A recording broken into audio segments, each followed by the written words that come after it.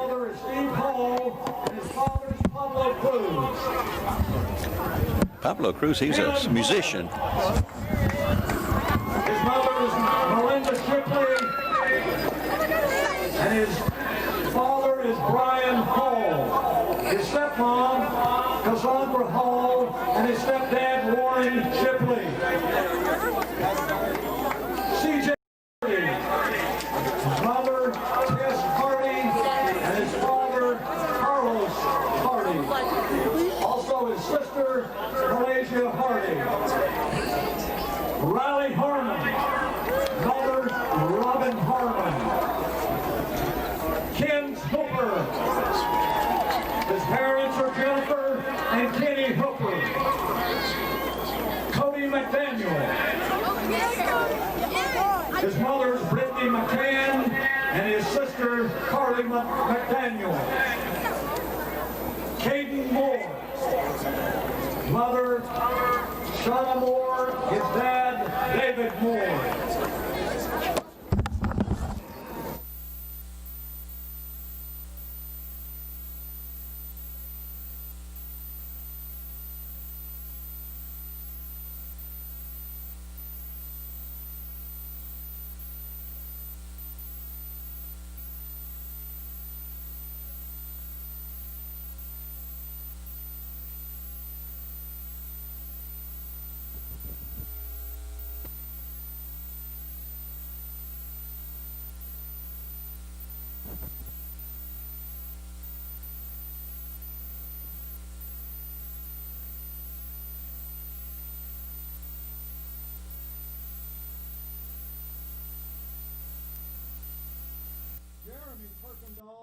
He is the Bradley Bears football manager and H2O specialist, Mason Kirkendall.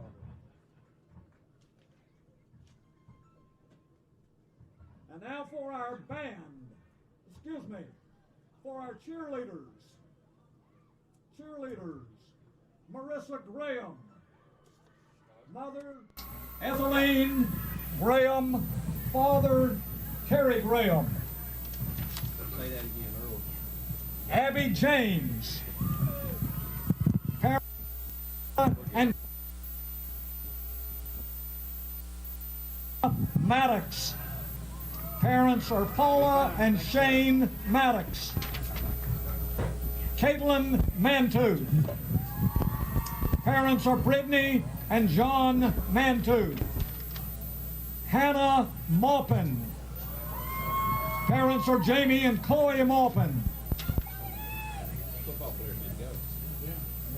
Gracie Patterson. Gracie is the varsity captain.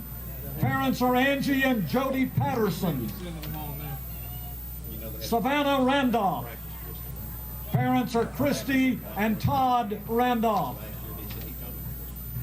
Haley Wallace. Parents are Leanne and Matt Wallace. Haley Younts. Mother is Ashley Parker, and the father, Aaron Younts.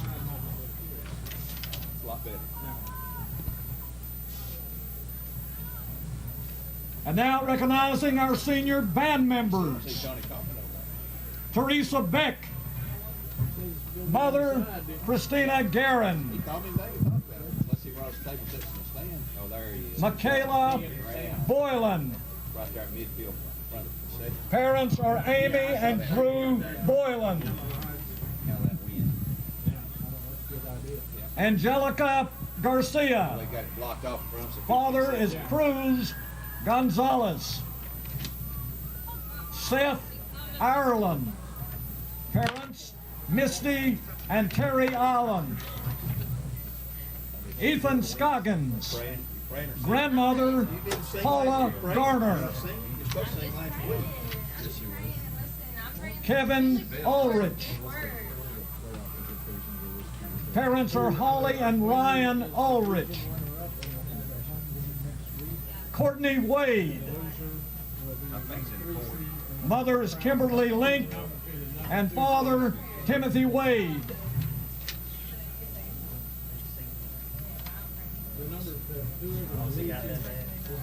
And now for members of our junior ROTC, Hillary Bilbrey. Parents are Mary and Robert Bilbrey. Gunnar Gregory. Mother is Rachel Shavy. Father Nick Gregory.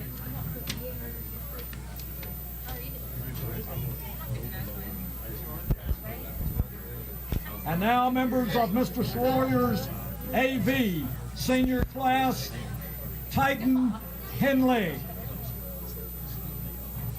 Titan's parents are Tony and Crystal Henley. And Esty Ratcliffe. Parents Scott and Jennifer Ratcliffe.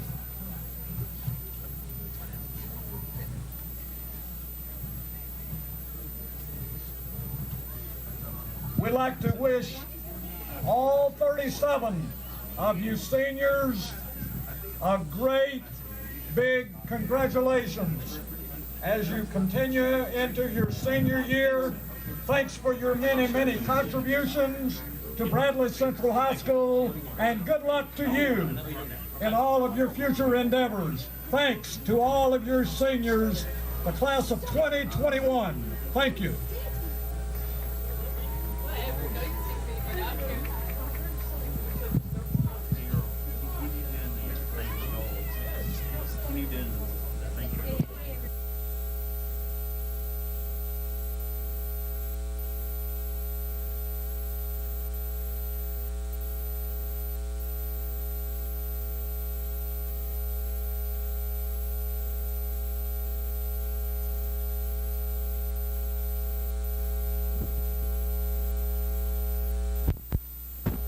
Do you need credit up to $4,000? With a check into cash flex loan secured by your car title, that's exactly what you could get. Apply for the cash you need today and keep your car. At Check into Cash, a flex loan offers you the funds you need to handle some of life's bigger emergencies. Get started on your flex loan by visiting checkintocash.com/TN. Apply in-store with your car title, receive quick approval, and borrow the funds you need. Your one-stop money shop. Check into cash.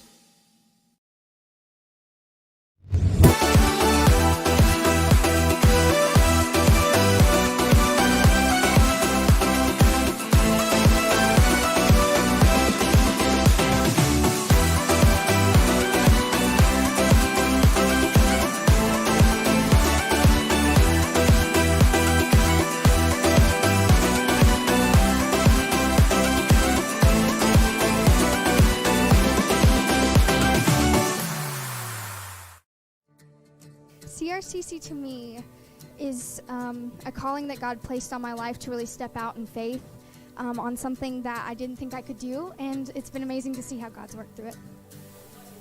CRCC stands for Crossroads Community Church, but we're a church that our vision is to be a life-giving church in our community. We do that through helping people know God, find freedom, discover their purpose, and then go make a difference. And so that's what we're doing every week, is helping people discover their jam and go make a difference. One thing to love about the Tennessee Valley is Bradley Central Show Choir, Vocal Motion, the Highway.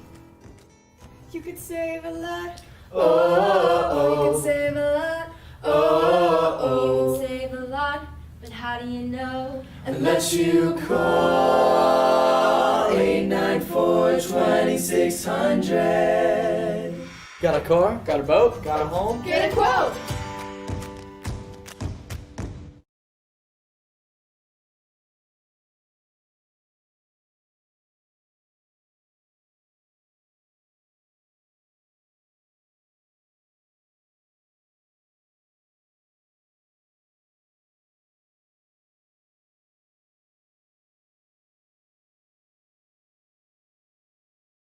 One thing to love about the Tennessee Valley is Bradley Central Show Choir, Vocal Motion. The other thing to love is the local Geico office on Lee Highway.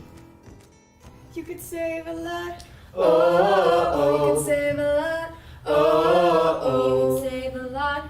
But how do you know? Unless you call 894-2600. Got a car? Got a boat? Got a home? Get a quote.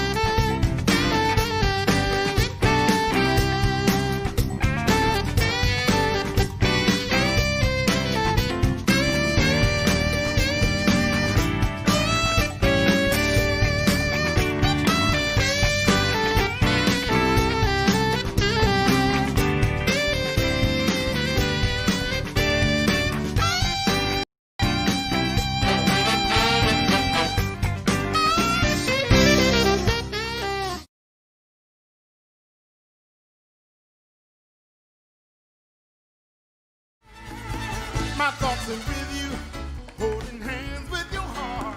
See you, only blue dog can love you. Remember how the new love was here to stay. Now December, now the love we shared in September. Only blue dog can love you. Remember the new love we shared today.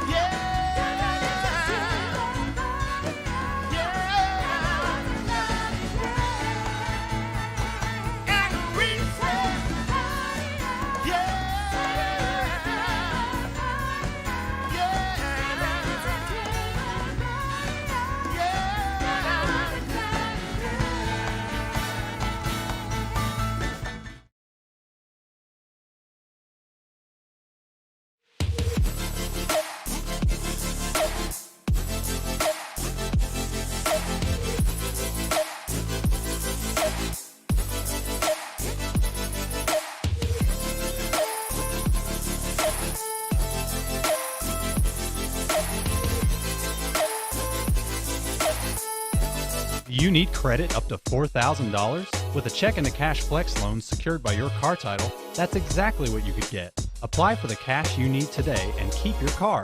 At Check into Cash, a flex loan offers you the funds you need to handle some of life's bigger emergencies. Get started on your flex loan by visiting checkintocash.com/TN. Apply in-store with your car title, receive quick approval, and borrow the funds you need. Your one-stop money shop. Check into cash. Wholesale Supply Group. Well, Earl is over here doing some senior night activities and a couple of special people going to honor here pregame. So Joe's going to stand in here in his steed for a few minutes. And Joe, we talked about when we first came on the air in the first part of this program, the importance of this game. Just re-emphasize what this game means to both teams here. Yeah, this is a deja vu of last year. Last year, the teams came in with the exact same record. McMinn County was 8-1 last year. Bradley Central was 7-2. It is for the Region 2 runner-up spot and a home game in next week's opening round of the TSSAA playoffs. The winner gets to host the number 3 team from Region 1. The loser has to hit the road to either Kingsport or Knoxville next week to face the Region 1 runner-up. So, and there's another one we don't know yet who that's going to be because there's a game tonight going to determine that. Yes, Science Hill and Bearden are playing. Science Hill is 7-2, Bearden is 3-6, and so Science Hill is expected to win that. If they win that, they win the region because they knocked off Dobbins Bennett, who is the 5th-ranked team in the state last week, and so Science Hill would be the region champ. Dobbins Bennett would be 2, Farragut would be 3. Bearden is the number 4 regardless, and get to go over and play Maryville next week in a rematch. And we look today at the top 10 in our 2 regions between us. We've got Bradley, McMinn, Maryville, Dobbins Bennett, and Science Hill. Yeah. 5 teams out of the top 10 in our 2 regions that are going to match up. So this will be some good teams left by the wayside. Oh yes. There's no doubt about that. This is a strong area for the 6A football. This area has always had a strong representation in the top 10 each week. Right now, East Tennessee football seems to be the power side of the state by far. Oh yes. It has been for several years now. In the 5A 5A, they like 5 of the ranked teams are in Knoxville. Yeah. You got Knox Central, Knox West, South Doyle. Oak Ridge is in there. Some others that are all right there in Knoxville. So it's always interesting as you get this time of year. Everybody's trying to figure out who's got the best playoff possibilities and who's got the best bracket, because and not only this game tonight determine who's second or third, but it also positions you either away from Maryville or in the bracket with Maryville. That's right. That's another part of being the winner here tonight. The winner will be on the opposite side of the bracket from Maryville, and if things go as they were, as expected, then Dobbins Bennett would be on the same side as Maryville, so they would have to meet in the second round. So by winning tonight, you can avoid those 2 in the first 2 rounds. So you're going to see one top 10 team go by the wayside if that happens. Yes. It'll probably be the way, because Bearden probably is not going to upset Science Hill, even though they're hosting tonight. Yes. No, that would be a major upset if that took place. Let's move on to 5A, Walker Valley tonight. Huge game. Walker Valley is in the same situation as Bradley tonight. They are in a battle for the Region 4 runner-up spot with Soddy Daisy. Ray County is the region champ for there. Whoever wins between the Trojans and the Mustangs tonight will be the runner-up and get to host next week. But whether either way, win or lose, they are going to be facing a powerhouse team. The Knoxville area, Powell, looks like it's going to be the number 3 team, although they are ranked 6th in the state. Yeah. Oak Ridge, which is the number 10 team, is going to be the runner-up, and I believe not. Let me look my Central or West. It is. The colors tonight are presented by the Bradley Central High School JROTC. Well, I had that right here. It is. I believe that's West. South Doyle, it would be number 1 up there. Knox Central's 2. No, I'm looking in the wrong one. No, Knox West is 1, Oak Ridge is 2, Powell is 3, and Knox Fulton is 4 in the Region 3. Let's go back to 2-6A, Cleveland High School. Winner go home game tonight at Ooltewah. That's true. That is an ultimate winner. Winner, go home, pack away your equipment if you don't win tonight, and move on to basketball. They are down in Ooltewah playing the Owls.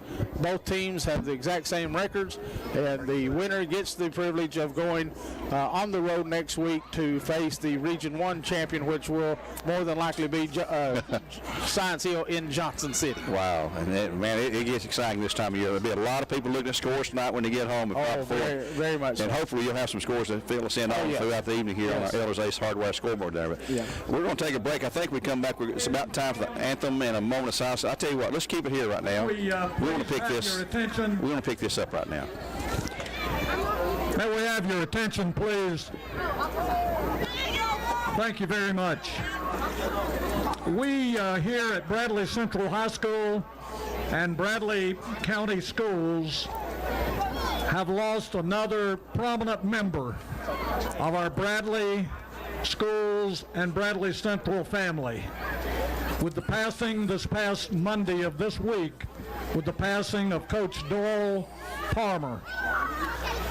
Doyle Palmer was not only a Bradley graduate himself, but as soon as he attained his college degree, came back and was employed in Bradley County Schools for some 35 years.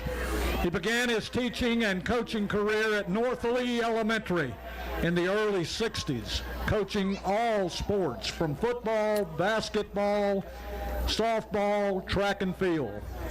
In 1967, he moved to Bradley Central High School to become the head track and field coach, and in 1969 became assistant Bears basketball coach and also assisted with the Bears baseball program.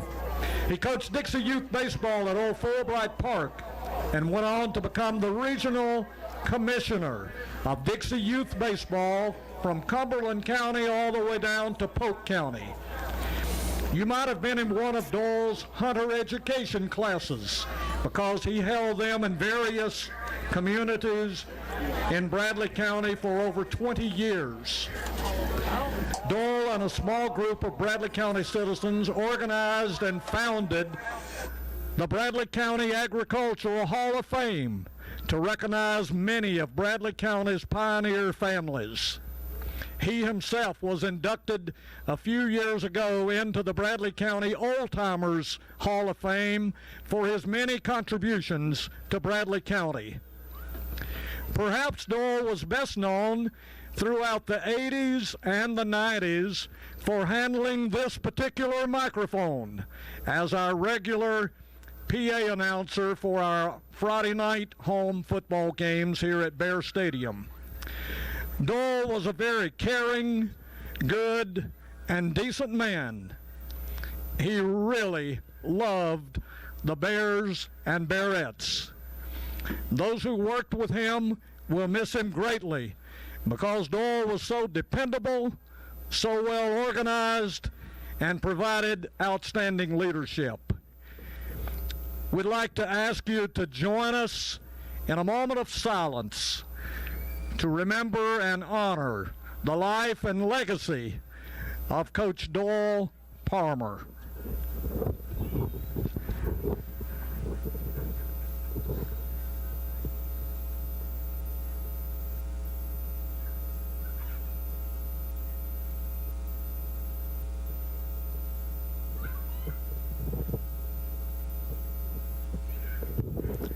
Thank you very much.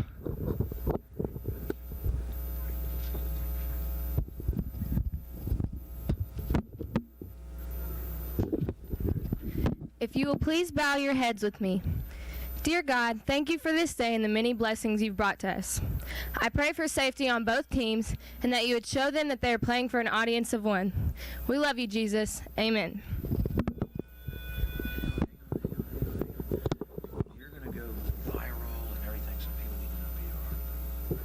Getting ready now for the national anthem. Going to be sang here. Please remain standing as Abby Randolph comes to perform our national anthem.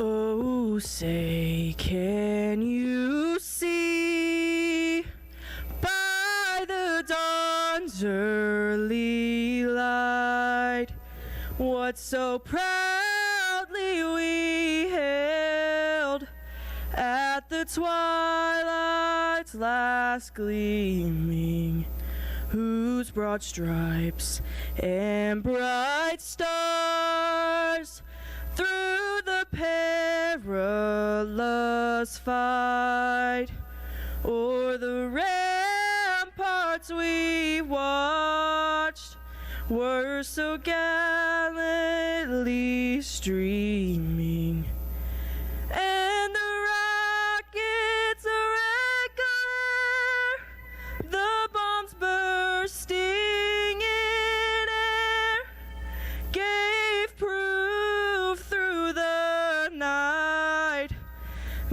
that our flag was still there. Oh, say does that star-spangled banner yet wave o'er the land of the free and the home of the brave? And there you have Miss Abby Randolph and her version of this national anthem. We'll take a break right now, and we'll be back in 1 minute with more live coverage here on Talk 101.3. We're game supplied to you by Wholesale Supply Group as we continue with our Food City pregame show. Back in 1 minute.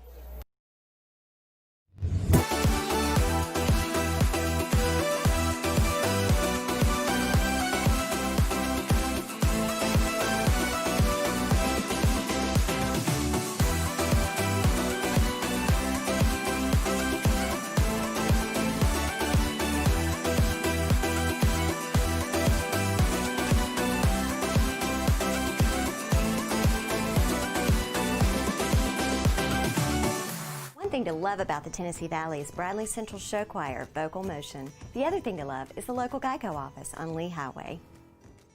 You could save a lot. You can save a lot. You can save a lot. But how do you know? Unless you call 894-2600.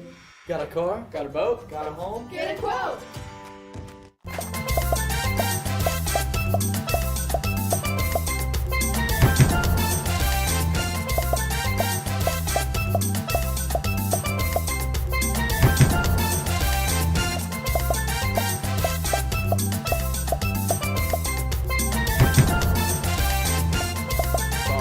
.3 The Buzz and our pregame portion of the show brought to you by Food City.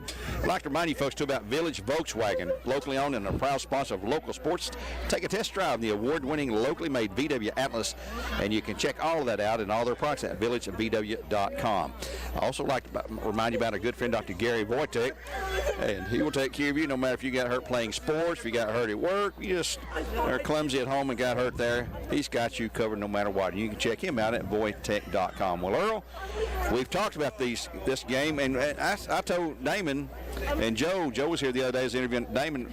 We talked about this game early in the year because we thought then it would have an impact on being the final game of the year on playoff positioning, and boy, it has played true to form with all of us here, and it's good that it's here. I think everybody's wired and fired up about it, and I just expect it to be really emotional, really intense, and everybody's got to play under control and keep their emotions within check on the field, both teams, and coaches. One thing, too, that is going to play in, and it's according to how McMinn County specifically handles it, but they could not look ahead last week to the Bradley Bears. Right. They had a game where they were probably fired to a very fever pitch because it meant the region championship, and heck with the Bradley game a week ago. And when you are so fired up and you lose that, I can guarantee you there is a downer effect. It's just a matter of how many days it's going to take McMinn's Cherokees to shake that downer.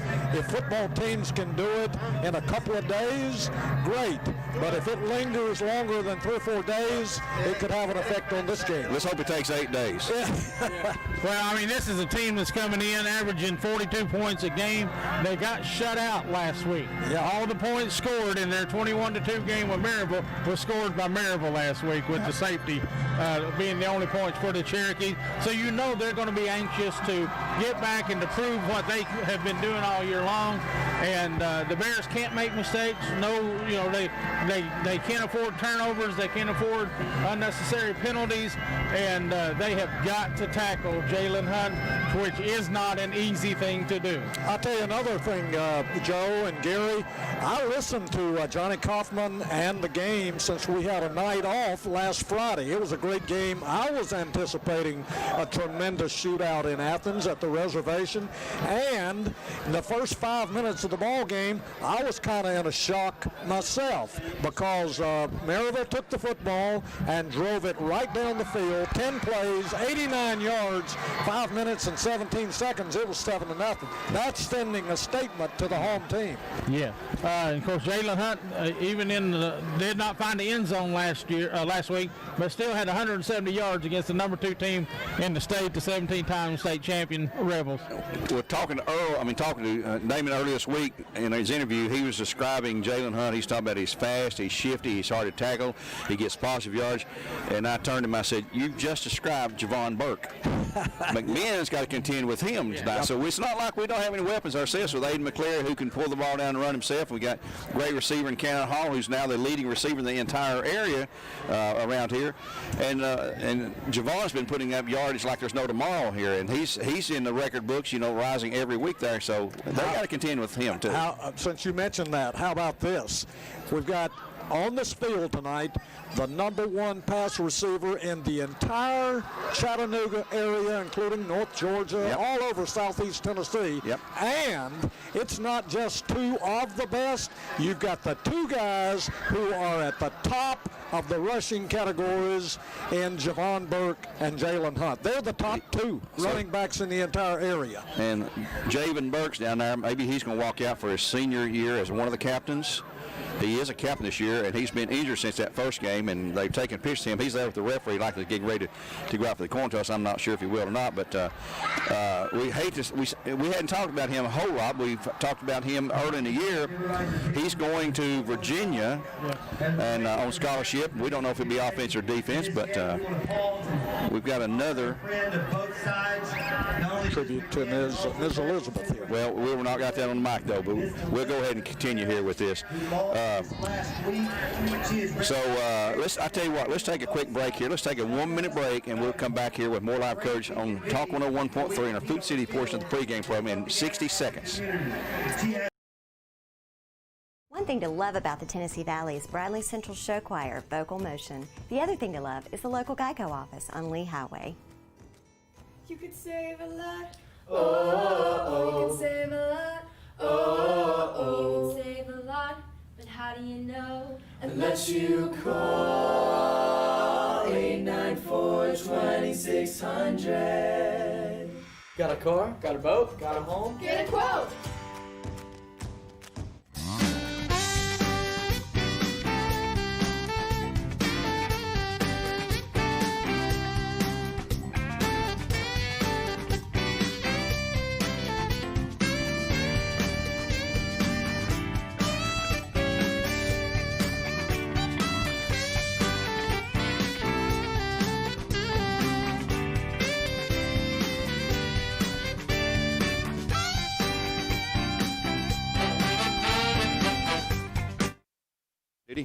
We talked about what's going on here. Let's also not forget to mention Cleveland High School is at Ooltewah in a game this winner go home tonight for them to get 4th place in Region 2-6A, and then Walker Valley is hosting Saudi Daisy in a battle for 2nd place there.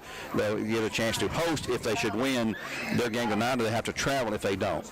But here right now they're on the field, and Earl, you walked across the field before as you came in. What were the field conditions to your It's soft but not overly soft. I think it'll be a good feel for the runners to use. They can cut. They're not just going to chew the field up. And it's amazingly in great shape for the Halloween Eve here, the 10th ball game of the year, and 6 home games on this field. So I guess Travis Adams is still taking care of the field, isn't he? Well, yeah, he claims to be. Okay. He says he's going to call Bo and tell him he turned the sprinklers on last night. That's his first cousin, by the way. People may not know it. Our baseball coach, their head football coach, are first cousins. But yep, both of them are members of the Ace Adams family. They share a grandfather in Ace, the longtime head football coach up McMinn County's way, and it was just amazing to me. I remember those days when the stories were just all built up about how great Ace Adams. There's some stories that, oh my goodness, you could talk for 45 minutes. So we can't repeat them on the air. Not repeat them all. But it was amazing to me, Gary, when people like Jody and Travis later, and Joe, of course, became the head baseball coach of the Bears. He switched from one black and gold being a fan to the other black and gold, to the southwest. He was a true Bradley Bears supporter when his family got involved, but boy, oh boy, he was McMinn County, J.B. Ace Adams, and that's Coach Bo Cagle's grandfather and Travis Adams' grandfather. I'd also like to give a shout out tonight to Corky and Annette Whitlock, of course, and we've had some folks pass away. The Harris family, we got them in their prayers, and the Doyle Palmer and his family, and also Mr. Gwynn lost his father-in-law today, so keep him in your thoughts and prayers with that. And I'd like to give a shout to my next door neighbors, Colton and Bailey Scott. They got hitched last weekend. Former Bear football player, graduated in 2014 as Colton Scott. And the guys, I hope you're listening. I talked to your father-in-law, Colton, just this week, and he said y'all tune in and everything. You're over the speaker. So we will keep it going here as right now getting ready for our Honda of Cleveland And you will be available for advice on into the future, counseling services, right? They've been married less than a week, and I've been married 51 years. What's that tell you? Right now, getting ready for our coin toss. Javen Burke, as we mentioned, who got injured in the first game of the year. And he'll be out there for the coin toss. So they can hear him they can hear y'all on the speakers. And here comes our coin toss here shortly. And Bradley has won and says, we want the ball. So we'll take a quick timeout for Toyota Cleveland. We'll return here with a kickoff in just a moment.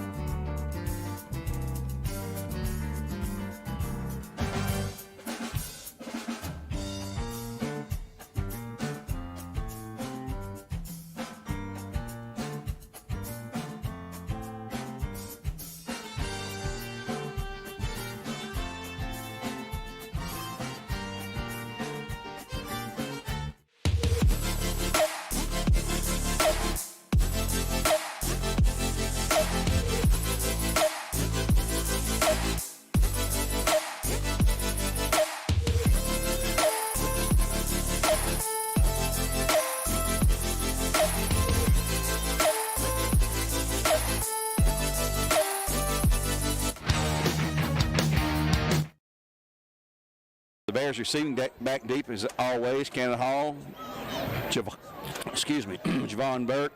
Short man will be number 2. That's Cannon Hall. He's up short. The man got him deep back there tonight. You know what's happening? Clock is counting down now the final seconds before the kickoff here. Going to kick off is Weichard, number 82 for the Cherokees. Correction, that is Spencer, I'm sorry. Spencer Sullivan's going to be kicking off. He's a 6'3 freshman, 184-pound freshman. We're just about ready to get underway with the... Earl, get your mic back up there. Get you some volume here, too. Wayne Shroy will be joining us on the sidelines from time to time tonight. Keep an eye on things down there. I'd like to give a shout out to our buddy Brett Whitehead as well. And we're ready. He's going to kick off on the left hash mark here. I saw Greg out eating a little while ago, 4 hours ago. Told him that we've been giving Brett shout-outs. He said, oh, yes, I hear about it. I believe he's going to be here tonight, maybe with Mr. Schroyer. And here we go, folks. This game is going to be underway right about now. Long kickoff. Going to be chasing back to about the 4-yard line. He's going to slide in, but he's not down. Oh, they're going to whistle him down at the 3. Maybe his foot come down or his knee come down. They're going to whistle him dead at the 2-yard line, looks like. That was Javon Burke there, and there's a slippery field. And immediately the Bears are going to be backed up 98 yards from pay dirt. I believe they're going to mark it at the 3-yard line. At the 3-yard line. 7 yards of man. That's an unfortunate turn of events right there. Wow. As they were going to get a good return, but instead slippery field and down at the 3. Javon Burke there on that reception. And here come the Bears out of the shotgun. And we will set up. We'll never come out of the shotgun unless we're in the goal line position. Hand off the middle to Burke. He will go left side. He will have nothing. I don't think he got anything. I guess he made the line of scrimmage for no gain. Yeah, they're going to mark him second and 10 right after 3 again. Yep. You can't really take a chance on passing that deep down there. You got to really throw it. Run it. Gave him a yard. Okay. Yeah, he moved the sticks 1 yard. So second down and 9 to go, a long 9 at that. And an empty backfield. Now, Twins left, trips out to the right side. So Bradley said, we're going to throw this ball. Back goes McCleary looking, throw it across the middle. It's going to be complete. It's going to have some yardage out to the 5, 10, 15-yard line. It's going to be a 1st and 10 for the Bears in Cleveland Ford. That's the way to get some running room out of when you're backed up in your own back door. Find Cannon Hall, number 2, and a 1st down on the second play of the game. 11-yard gain from the 4 to the 15. They'll put him right on the 15, looks like. A 1st and 10 for the Bears. We're in our Kia of Cleveland first quarter of play here. Talk 101.3. 10th game of the year. And boys, 11 weeks ago, I didn't know if we'd be playing football, and I don't think a lot of people realized we would. Carter Howard shifts to the H-back position out of the shotgun. Handoff inside to Burke. He'll hit the middle. He'll have short yardage out across the 15 to maybe the 17 for a couple of yards, where it's going to be second down and about maybe the 18. He's going to get 2 or 3 yards. They're going to give him about, 3 on the sticks over there? They're going to give him 3 yards. Yeah, let's call it 2nd and 7 to go, looks like. 17. Second down and 8 after the 2-yard gain.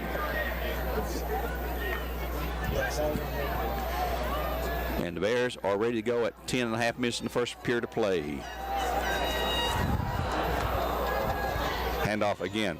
Burke going left side. He's got 5. He's away. He's got 20, 35. He needs 40, the block. He needs 1. Oh, he's tripped up at the 48-yard line. Oh, my. Burke nearly broke it from the 18 to the 43, a 25-yard gain. And he just didn't have any blockers out in front of him, Gary. Doing it on his own. Yep, and he needed 1 block, and he would have been sprung for the distance run right there. He couldn't get it, though. All of his blockers were behind him, but still a good run, and the Bears pick up their 2nd straight first down. Outran his blocking there. So here come the Bears again, still on that shotgun. Twins right this time. They'll shift Carter Howard again to that blocking position over there. Burke with a handoff this time. Yep, he'll hit the left side. He'll get 1-2 yards maybe out to about the 45-yard line. That last run, incidentally, was 26 yards out to the 43-yard line. 2nd down and 8. And who's down? That's a Cherokee. Yep. Well, we've got a chance here. Buddy's Barbecue. Don't forget about Buddy's Barbecue. Tomorrow, Saturday, all day, $12.99, all the ribs you can eat. $12.99 tomorrow, located on Paul Huff Parkway. Let's go, guys. And get some of that. Yeah, yeah. That's one of your favorite places to eat, isn't it, Gwen? And another one of our great sponsors is Oh Yeah Fitness Complex. Don't forget about their state-of-the-art equipment, sports and athletic training zone, and more down there in the Village Green, downstairs the old bowling alley. So keep them in mind there, folks. And the injured, we don't know who that is injured. He's lying flat of his back at the 45-yard line, right where the ball is spotted. As soon as he can get up, we'll identify his number. Earl, I'm going to give you some more volume here. They're saying they can't hear you too well, but I hope that helps it there, Morgan. So Earl was coming through a little bit low, so we got him turned up a little bit more there. Wow. Yeah, Earl a little bit low. Who would have ever thought that? I tell you what, let's go ahead and take another break here. Looks like, well, no. They're getting him up now. Get a number here for this guy. He's got an injured foot. 99. I'd like to identify the Cade Hips. And I hate to see Cade. He is a senior, and he's walking up very, very gingerly on that left foot, it seems like. He is one of their big guys up front, 275 pounds, 6'1", a senior, as you said, Cade Hips. And here come the Bears now, 2nd down and 8 at their 45-yard line. They moved from their own 3 off the slip on the kickoff when he fell down and was down there. Twins out the right side. They're going to check off. Coach Moody signaling a new play. And they'll move Burke to the left side of the quarterback. McCleary back looking, pass across middle. Going to be complete for a gain out. Not a first down. It's going to be 3rd, but it's going to be across midfield. Good 7-yard gain, maybe 6 yards. Yeah, they're going to push him back inside Bear territory, looks like, to the 49. Well, that's where they pushed him, but he caught the ball at the McMint 49, but that's 3rd down and a long 3 to go for the Bears. Right at midfield, it knows the ball touching midfield, looks like, as the Bears move with 8:55 to go in the first quarter play. And this time we have Twins to the right side again. They'll shift again Carter Howard over that blocking position. Handoff middle, it's going to be Burke. Hit in the middle. He's going to have, he's going to get it on the push. I believe he's got it. Oh, still going. Yeah, he's got plenty here. We talk about that over and over. We start to call him down, and he's gone again.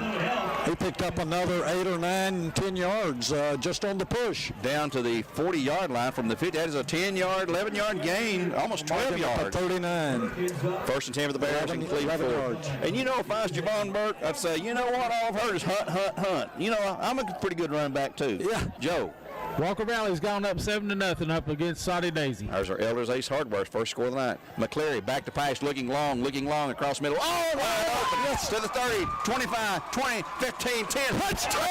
Yes, baby! Yes! Cannon Hall, I believe. Is that Hall or Burke? That's Burke. That's Burke. That was a pretty scene. That was a beauty there. Describe that one, Gwen. Well, it looked like he was coming over the middle, but he decided to go back towards the outside, and there was just a wide open seam right there. And wow. That was a beautiful pass. That was a beautiful play right there from Aiden McCleary. A wide open Javon Burke, and then he knew what to do with it, turning on the Jets, Gary. 40-yard play on that pass right there. 8:11 to go in the first period of play. The extra point by Grant Haney coming up, Dugan holding. There's a snap, not a good snap, but the kick is up, and is good. So timeout on the field after an Ed Cycle extra point. Tacked on to a Tennessee Valley Urology touchdown. The Bears 7-0 at 8:11 to go in the first quarter, and we'll be back in 30 seconds with the Bear kickoff. Do you need credit up to $4,000? With a check and a cash flex loan secured by your car title, that's exactly what you could get. Apply for the cash you need today and keep your car. At Check into Cash, a flex loan offers you the funds you need to handle some of life's bigger emergencies. Get started on your flex loan by visiting checkinthecash.com/TN. Apply in-store with your car title, receive quick approval, and borrow the funds you need. Your one-stop money shop. Check into cash. Ready for the kickoff here on Talk 101.3 The Buzz, and Earl will recap that scoring drive. And that was a 97-yard drive. Yep, 97 yards, 8 plays, 5 on the ground, 3 through the air. The big one, of course, right there, Aiden McCleary to Javon Burke, 39 yards. Grant Haney on to make it 7-0 Bears early first drive. And talk about Maryville going 89 yards on the first drive last week. How about a 97-yard drive? Yeah. We got all 3 Bradley County teams have scored. Cleveland's up 7-0 on Ooltewah. Walker Valley 7-0 on Soddy Daisy, and of course the Bears got a 7-0 here with the men. Okay, well there you have it. Everybody's happy right now in Bradley County. Grant Haney going to have another kickoff here. He's just a sophomore. He's getting stronger and better, and I'm saying he's going to be put in an end zone for too long. Good to hear from all of our friends listening in tonight. We've had folks listening this year from Colorado, from Las Vegas, and just around the world on the World Wide Web on MyMix 104 smartphone app. Here's a kick, a high pooch kick, going to be taken about the 25, trying to sidestep a tackler, and he'll be brought down with, oh man, swarmed under, and the ball, the Bears are taking the ball away, and are they going to call him down? Are they going to call him down?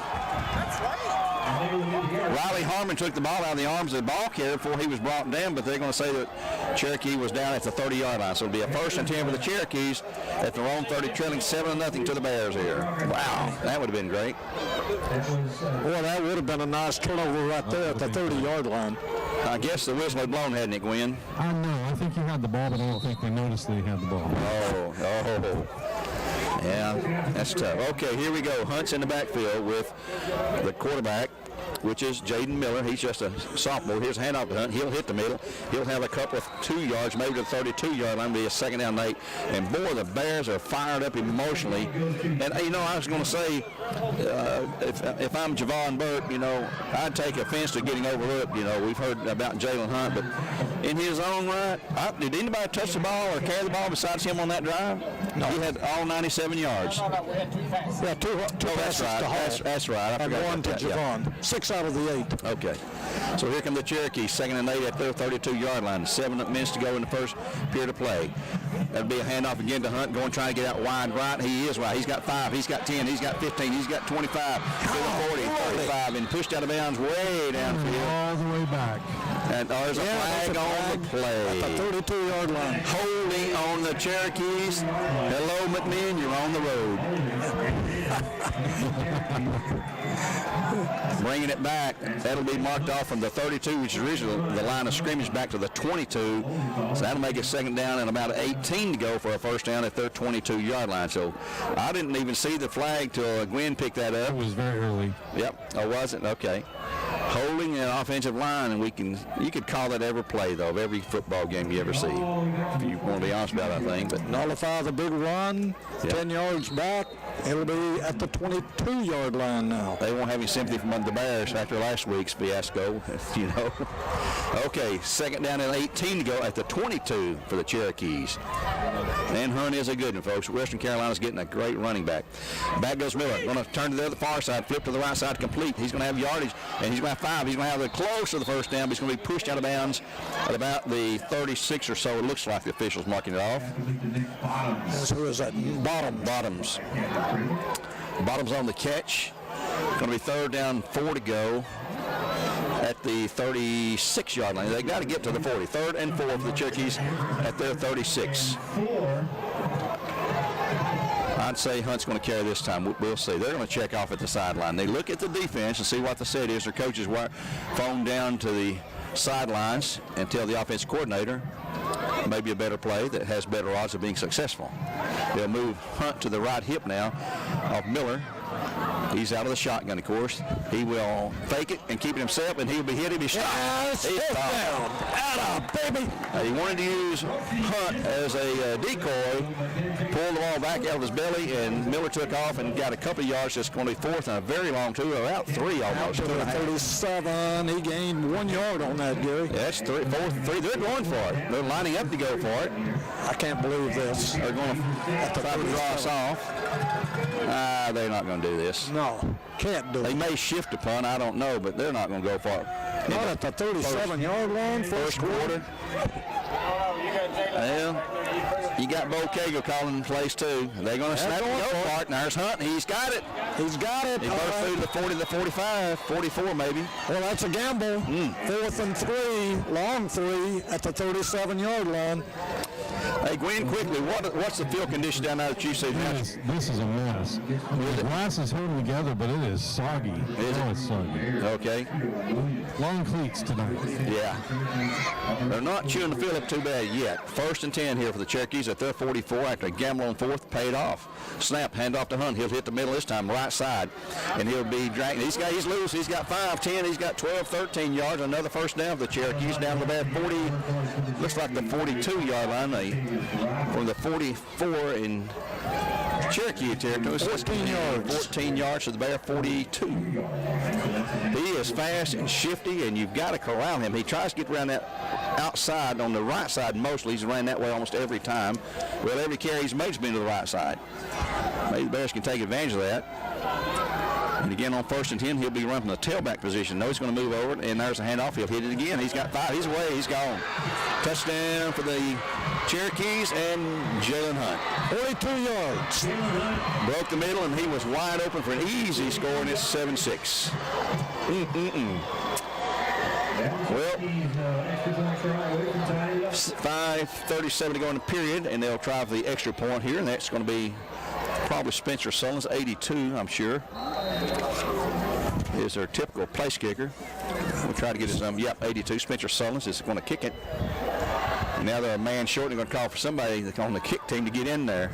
The holders realize that, and the embarrassment comes as the player who's messed up is going to have to run out. There he comes. He's taking a break back there. Now they're going to have to call time. They may go for 2, Norm Bowe. Who cares? You know, they may do that. So they're going to call time. We'll take a time on half of Tzatziki's. We'll return in 1 minute with more live coverage. 7-6 Bears with the extra point attempt coming up by the Cherokees. My thoughts are with you, holding hands with your heart. See you, only blue dog can love you. Remember how the new love was here to stay. Now December, now the love we shared in September. Only blue dog can love you. Remember the new love we shared today. Yeah.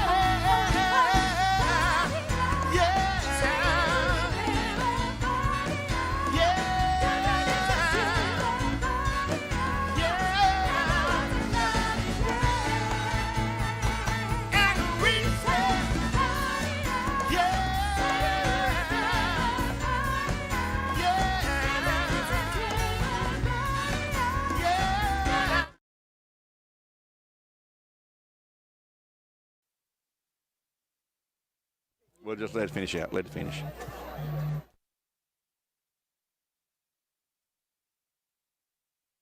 Another minute.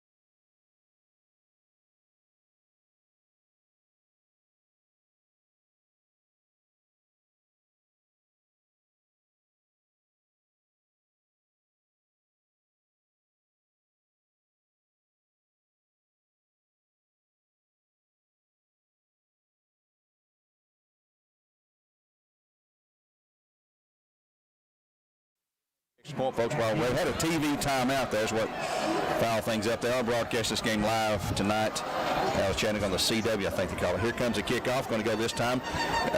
The two, they run together. Now the Bears going to pick it up at the 8 to the 13 to the 15 to the 20, 25, 29-yard line. The Bears had some miscommunication back there, and the two receivers that were deep, Burke and Hall, ran together there. Mark and Gary at the 27-yard line. Mark him at 27 yard. First and 10 for the Bears from their 27. We're 7-7 at 5.5 to go in the first quarter play. And all that McMinn County recap their play, the drive. That was a 70-yard drive for the Cherokees. 6 plays. Jalen Hunt taking it 32 yards on a run for the touchdown. Spencer Sullings on the extra point. 70-yard drive, 6 plays. Here come the Bears with that stack set of twins either side right now, where they have one player stand behind the other wide receiver. And we've seen this a few times. Burke is in the backfield with him. They will hand it to Burke. He'll go into the middle. He'll have a couple of yards moving forward to the 30 or 29 maybe. A couple of 2 yards, second down and 8. Joe, you got some updates on the scoreboard? Yeah, they traded touchdowns up on the north end, and Walker Valley's up 14-7 on Saudi. Cleveland still 7-0 as far as you know. Still 7-0 last time. Thanks for that Elders Ace Hardware update. Gwen, we need another long drive down there, don't we? We sure do. I'm picking my spot right here. A dry spot. Yes. Trips for the Bears to the left side. Twins to the right. Empty backfield for McCleary. He looks at the sideline. He'll change the play one more time. Clock running at 4:52. 7-7 our score here in the first quarter play from Bear Stadium. McCleary with a snap. Back, looking right, throwing across middle. He is open. That's Hall. Then he's hit and knocked away. Is incomplete. Going to be third down and about 8 to go. Ken Hall had it momentarily, but had a good defensive play to knock it out of his hands that time. Hit him in the hands, but he was well defended that time and just couldn't hang on to that one. It was deflected away from him, or he would have had some running room. Got to repeat now, both these teams will move into the playoffs. The winner will be home hosting a game. The loser will be on the road, probably to Upper East Tennessee or to Farragut, one of the two. Johnson City, Science Hill, Kingsport, or to Farragut. That's pretty much cut and dry. Back goes McCleary again on 3rd and 8, looking, has all kind of time. That's going to roll. He can run for the first, and he's got the first. And there's a flag in the backfield. There's a flag in the backfield on the Bears. And that usually means holding. Yep, they've already signaled holding on the Bears. So that big long run is knocked off, and they'll back the Bears up way back from the 21 to the 11-yard line. So that's going to be an 8-yard loss on top of the 10-yard penalty, because if they mark it from the spot of the foul. They threw that one quick. Your head official tonight is Mr. Jim Woody. That moves it up to the 24. Mark it from the 24 to the 14, so it's going to be a repeat now of 3rd down. But it's going to be, they've got to get to the 38 from the 14, so that's going to be 20. 24 to go, I guess, right there. If they put it down, 14-yard line. You got to get to the 38 for a first down. So the Bears backed up a little bit now. They'll start the clock running again. And let's see the set they're going to call here.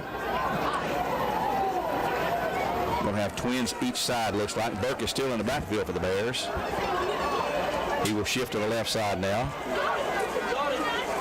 Yep, that's how they're going to run it. Twins each side. Back goes McCleary, fakes it to Burke, goes back, steps up, going to roll right, left. He's going to take off and run it, and he's going to have some yardage. He's got the first, Gary. No, he's not. I'm looking at the wrong He's way stick. short. Let's use my stick. From the 14 to the 20. Where are they going to mark him? 23? No, they're going to back him up even further back. It wasn't near as long as he lived. He was out of bounds, I guess, over there at the evidently 23-yard line. 8-yard, no, it's a 12-yard pickup. And the 11, no, 14-yard, 9 yards. 9 yards. Braden Clark back to punt with the Bears. They've got twin receivers back, and they're going to have good field position, folks, I'll tell you that much. They're going to receive this ball about the 45. I don't think Braden will kick it that far. Into the wind, too. There's a north wind, a little bit of one blowing. Here's the kick, and it's a bad kick. Straight up. Straight. Better get a good bounce for the Bears. It's not going to have a bounce at all. Matter of fact, it's going to die to 33, a 10-yard punt. Yep, that's all. Shanked straight up in the air. 10-yard punt for the Cleveland Utilities, and the Cherokees are quickly out here on the field warning the ball on first down and 10 at Bear 33. That's not good. Wendy, wasn't a bad snap or anything, was it? No, just it looked like it was a hard kick to go. I think the ball stayed a little high when he went to kick it. Yep.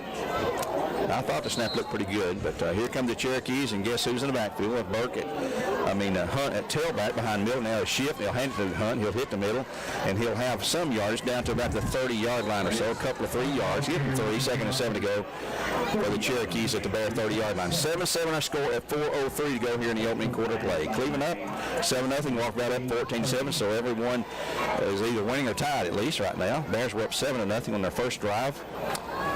And had a big major penalty. Had the first down, but that penalty bit us, So many times we've had problems with the penalty bug this year. Again, the same set. Twins to the right side. They just don't pass the ball a whole lot. They don't have to. Here goes Hunt going to the right side. He's got 5. He's got 10. He's still going. He's got 15. He's down to the 20, the 15, and brought down the 12-yard line. That's an 18-yard gain. Looks like to the 12-yard line on first and 10 for the Cherokees, and I see no flags this time. Gage Anderson. Yep, there's a flag over there on the far side. Gage Anderson had to run him down. They're on marking at the 13, but you're right. There is a flag way across the way. Right there at the first down marker, but there are 3 referees talking it over, so let's see what this is about. Still nothing signaled. And here comes maybe Mr. Woody to give us the initial call here. Typically this would be an offensive penalty, but let's see. Unsportsmanlike conduct on the Cherokees. Wow. That's a 15-yarder. And where's it going to be marked from? Line of scrimmage? They'll give him the first down, I believe, and mark it from where his tackle. All right, so they're going to count the play down to the 13. 18-yard gain on the play, but a 15-yard penalty. And that was right there near where the coach is standing. I just bet you somebody over there said something, and one of the regular officials picked it up. Now that back him up to the 28-yard line. 13. So he'd gained to the 13. It was a 17-yard gain. It'll be a first and 10. 17 by Hunt to the 13, and then 15 yards back. Back to the 28. Yep. First and 10 Cherokees, Bear 28 now. Well, that'll help somewhat. May stave off something. And we got to figure out a way to stop punt, though. Here's the snap, and the quarterback's going to keep it. Miller runs forward for a couple of 3 yards, down to the 30, 20, 26, I believe they put him down. So give him 2 yards, second down and 8 at the Bear 26 now. Well, he almost got about 3, looks like, the way they finally moved the sticks over there. That's only the second run by someone other than named Hunt. Why change? Yeah. No need to, but he plays both ways. I'm sure he's probably in good shape, though. He's done this all season long. He's not in the backfield. He's not in the backfield now, though. Is he out of receiver? I can't see. Here comes the man in motion. Is that Hunt in motion? Nope.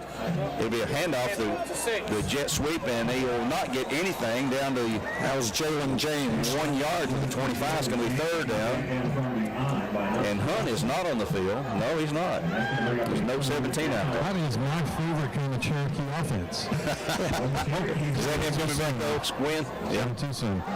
Here he comes back in on 3rd and 7, so they're going to go for it on 4th. They went for 4th down in the wrong territory. Yes. This doesn't surprise me. He just needed a breather, I guess, for one play. 3rd and 7 for the Cherokees at their 25. Hunt is in there. More of a tailback position now. He moves up, shifts, hand off to him into the middle. And he's going to not have the first. Well, he's going to be down to the 20. Got a 5-yard gain. It's going to be 4th down and 2. Well, make it just 1, a short one at that. He's down inside the 20 barely. Yeah, we're going to count it to 20. 4th gain. Back it up a little bit. 4th and a 4-yard to go. 1:43 to go here in the first quarter play. 7-7 our score. Here come the Cherokees again. And Hunt, I'd bet my bottom dollar he's going to get the carry this time. 7-7. He'll shift again, hand off. He's got the fumble. He fumbled the ball. Oh, no, he didn't fumble. Isaiah Arnold's one that hit him. It'll be a 1st and 10 to the 18 with 1:18 in the period now. Yeah, that's the first. 1st and 10 at the 18-yard line for the Cherokees. They keep moving the sticks for another 1st down. 1st down, number 5 for the Cherokees. Bears have 4. We want to salute our friend Johnny Kaufman at halftime tonight. He's retiring after 47 years behind the mic for the Cherokees. 47 years. That's not Corky Whitlock territory yet, but Corky had 53, I think, but he's getting awful close. But he says he's going to hang it up. The snap to Miller. Back to pass. He's looking across the middle. He's going to be overthrowing. It's going to be 2nd and 10. Well, overshot him that time. Had a guy momentarily open, but he overshot him. So I guess you don't need to pass. We can run like that. 2nd and 10 to go for the Cherokees. That's their first attempt of the night or second? Second. 1 for 2. 1 for Bottoms for 14 of completion. I'd like to remind you folks about Village Volkswagen, locally owned and proud sponsor of local sports all over the area. Check them out, that Atlas locally made down here in Chattanooga, villagevolkswagen.com, villagevw.com. Here come the Cherokees on 2nd and 10. They've got Hunt to the left side now. He will take the handoff. He'll go right. He's going to have 3 or 4 yards, maybe 5, down inside the 15, from the 18 to the 14. Let's give him 4 yards, looks like, to the 14. He gained a 4, 3rd down, and still got to get about 6. Yeah, it was 2nd and 10, so it's going to be 3rd and 6. Single man way out wide to the left side. They're looking to the sideline, changing the play here. Shifting the position, going to have the Whitehouse move further out on the right side. Hunt behind Miller. He'll shift, hands off to Hunt. He'll hit the middle. He's going to have, let's see, down to the, 5-10-yard line. He's going to be short of the first. He's got to get to the 8 for the 1st down. And he's 4th and 2 at the 10. Yep, just outside the 10, but we'll call it the 10. That'll be the last play of the quarter. Looks like the clock's down to 6. 3, 2, 1, and that'll end the first big play. After 1, the KF Cleveland quarter ends with a score tied at 7-7 here on Talk 101.3 The Buzz. We're games supplied to you by Wholesale Supply. We'll return in 1 minute with more live coverage on The Buzz.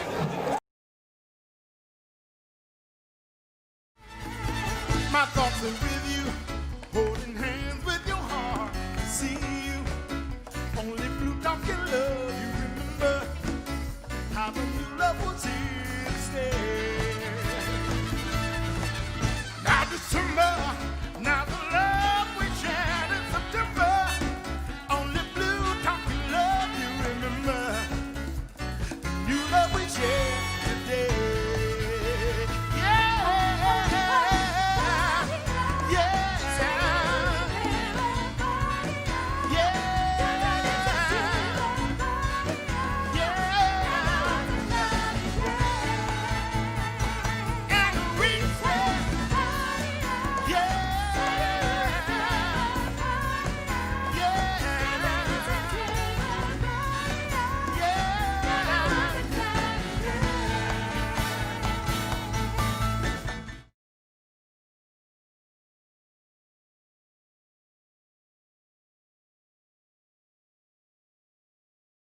from their own, what was it, 37 or so, wasn't it, Earl? Yeah, from the 37-yard line, 4th and 3 on that one. This is 4th and 2, but it's at the 10. Big, different situation here.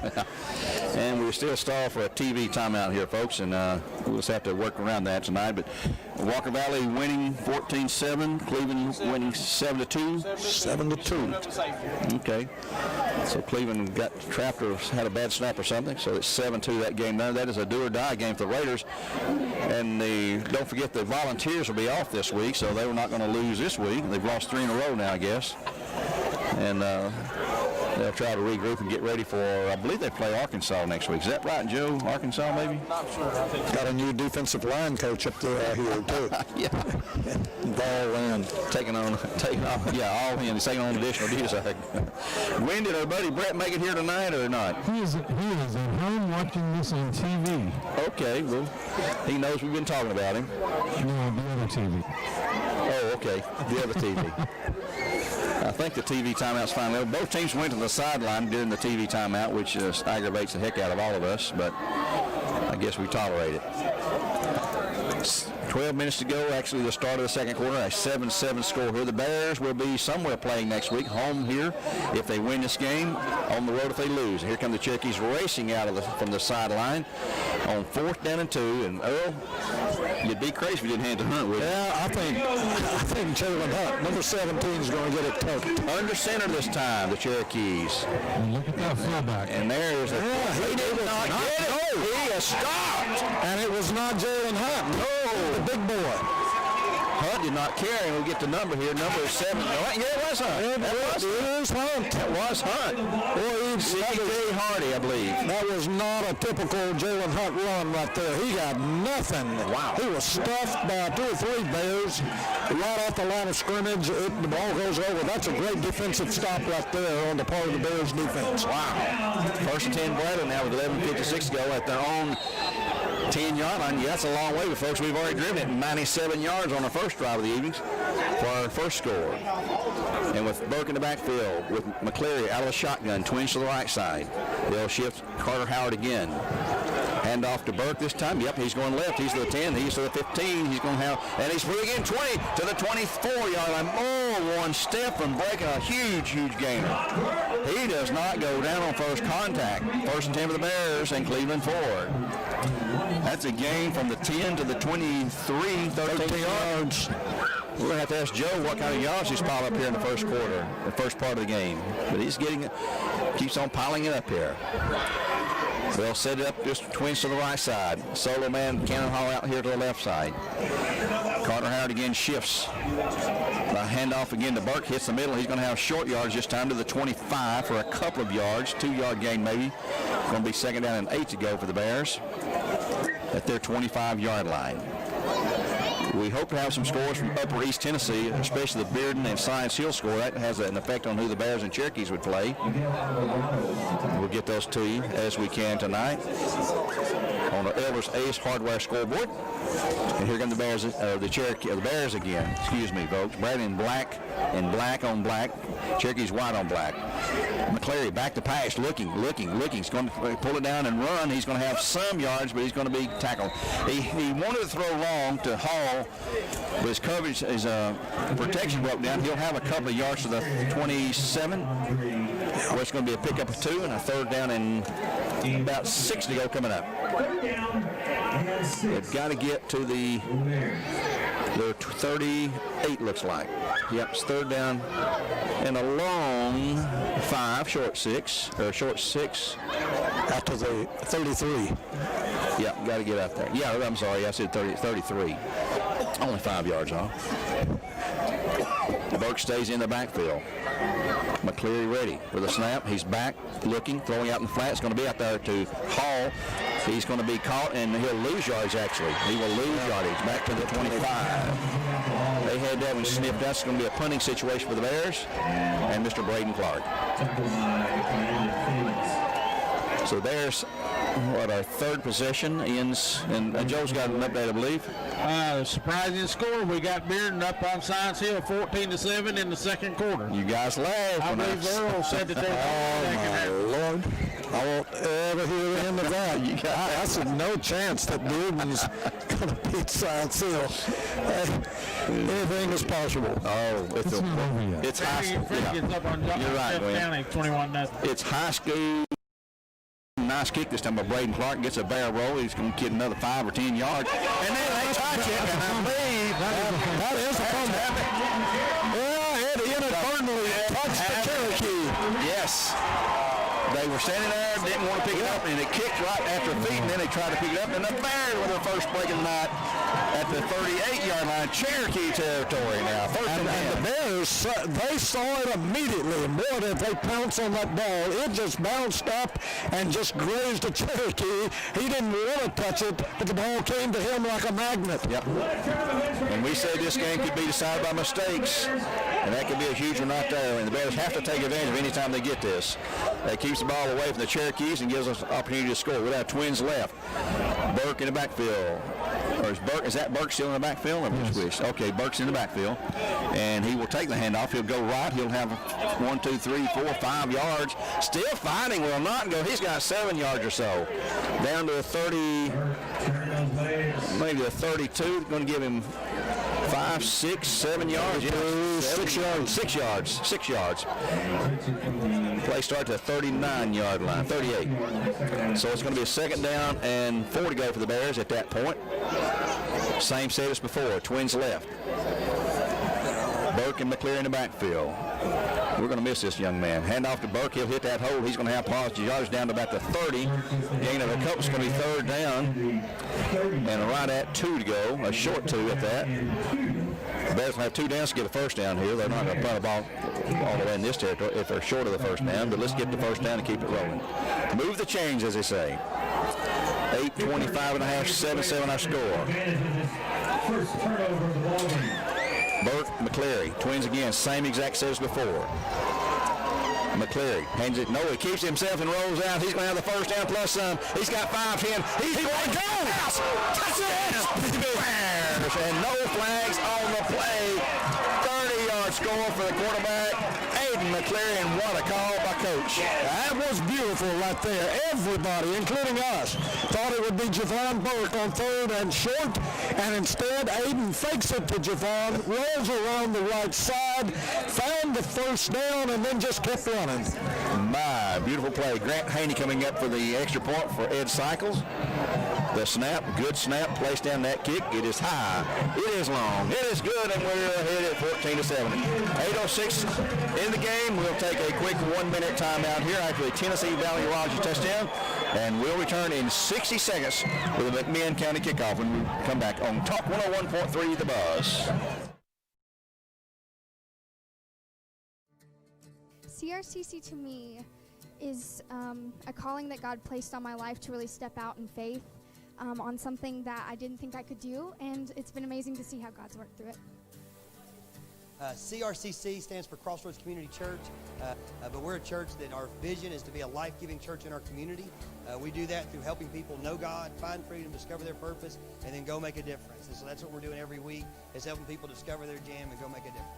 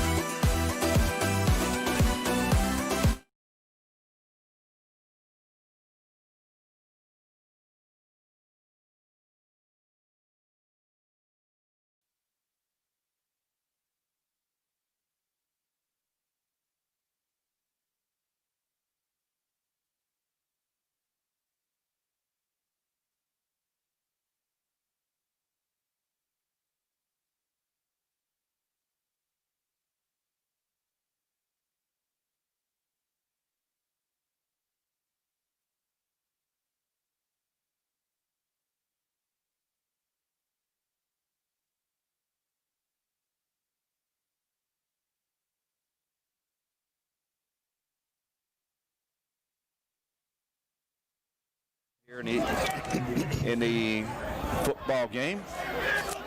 In the half. In the half, yeah. 8:06 to go. Earl, I'm going to help you out here, I think. I'm going to do something here and get you where you need to be. That should help you, Earl. I believe Earl's sound problems are complete now, folks. I'm coming through loud and clear. I promise you, Yard. Here's a up back, taking the ball to the 35 to the 40, and he'll be wrestled down at the 45, out of bounds on McMahon's side of the field there. And it will be Cherokee football just inside their 45, looks like. Yeah, I had a little technical problem there, Earl. So, folks, I've been getting texts from everybody and their brother tonight, so we've got Earl. 6-yard line. There we go, Earl. Clock just a couple of ticks under 8 minutes to go here in the first half. 14-7 the Bears on top. And, Earl, this is sort of reminiscent of last year. We had a big lead at halftime last year. Yeah. They blew us off the field second half. Yep. I mean, dominated second half. Hand off to Hunt. He's going to have 5, and nope, he's going to be cut down about the 50. 4 yards. 4 yards from the 46 of midfield, right at midfield, second down and 6 to go. If you don't get Hunt down on the initial tackle and get a little help, you're in trouble. If he breaks that initial tackle without help, he's gone. He is an outstanding running back. He's just not SEC size is the only thing I can think of that would put him in. Oh, very definitely. I mean, hey, you have to go back to Johnny Majors to find a kid that small. He got hammered then after a couple of yards to the 48 in Bear territory. It's going to be third down and 4 to go after a 2-yard pickup. Not sure who got him there in the middle, but somebody hammered him. In the middle of the line, several guys tagged him that time. And it's going to be 7:06 to go here in the first half of play. 3rd and 4. We hope to be home here again next week at Bear Stadium, which means we'll have won this game. McMahon wants to host at the Cherokee Stadium. Here's the low snap, hands off to Hunt. He'll hit the left side. He's going to have the right at the sticks. I believe he got it on the forward progress. Down to the 44, and he from here it looks like he's right at the sticks, and it should be a first down, we think. Well, they're going to mark him short. Well, now they're going to measure. Depends on the spot, and from here we're blocked and can't see it. I think he's got it, though. Yeah, it sure looks like. It's going to be really close, Gary. Yep. He's going to have it, or he's just short, and I think he's got it. He's got to get to the 44, and the ball is just almost to the 44. Here comes the stretching of the chain. He's got it. By the length of the football. First and 10 Cherokees at 6:37 to go in the half. First down, 6 apiece. We've slowed Hunt down in the last few carries, though. Joe. We got a couple of scores. Walker Valley's up 21-0. We had a miss, or 27-0. Excuse me. With 7:23 to go in the second quarter, and Ooltewah is up on Cleveland 9-7. Wow. That's a surprise. Okay, you heard it there, folks. That Cleveland Ooltewah game is do or die tonight. Miller ready for the snap with Hunt to his left. Twins to the right. Long count, and that'll be a handoff to Hunt. No, Miller keeps it up the middle. He's going to have the first down. My goodness. That was a good fakery right there. They had to hand off the fake to Hunt. Miller kept it for 15 yards, I believe. From the 14 yards. 13 yards. 13 yards, Earl says. First 10 of the Cherokees. Boy, they're quickly back to the line of scrimmage. Twins to the right side. Now they're going to check off to the sideline coach, their offensive coordinator. I'm not sure. We don't have the position coaches list. We have the name. And there's a and boy, big thing. Yeah, maybe a yard loss. C.J. Hardy there, along with some. He tried the left side, and there was nothing over there for the Bears. From the Bears standpoint, yeah, he lost a yard. Yeah, negative yards for Mr. Hunt. Second down, 11 to go. Second and 11, 5:40 in the half now. Cherokees driving in the Bear 32. Again, they're going to check off to the sidelines. That last checkoff didn't work too well for them. Maybe this one won't either. Now they're set to go. Bradley's moving their defense around as well, trying to sniff out what they think the play will be. Hunts to the right hip this time. He will go to the left side, though, and he's going to be hit, and it's going to be, he breaks free. He's got 5-10. He's going to go to the house, folks. Touchdown, Cherokees. Hunt was hit in the backfield, but he broke away for a 32-yard touchdown just like that. He and Burke just run just alike. They both run that way. They run hard, and it's difficult to bring them down on the first hit. You think you've got them down, they break away, and they're gone. So a 32-yard touchdown run for the Cherokees pulls them within 14-13. And the extra point attempt by Spencer Sutherland's coming up, who's made one. He's a freshman. Pretty good-looking prospect. He'll have a chance to tie this game up at 14-all. And we're probably going to have another TV timeout. I think the guy's waiting to go out on the field. Here's a snap, bad snap, and the kick is and caught on the bad snap calls that, so it's no good. The Bears have that 1-point lead, and we do have a TV timeout, and we'll take one for Tzatziki's. Timeout on the field, 5:11 to go, 14-13. The Bears up by 1.5 here on Talk 101.3 The Buzz. Where games supplied to you by Wholesale Supply Group. We'll be back in 60 seconds.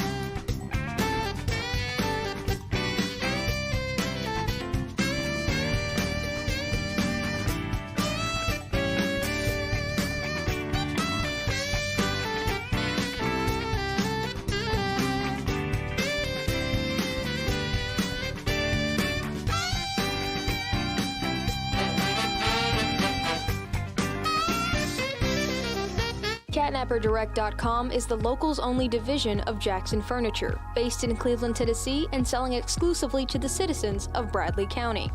For 87 years, we have crafted comfort for the home. We are proud to offer factory direct furniture that is designed, engineered, and crafted by our team of over 1,000 hardworking employees. You may shop your style from collections of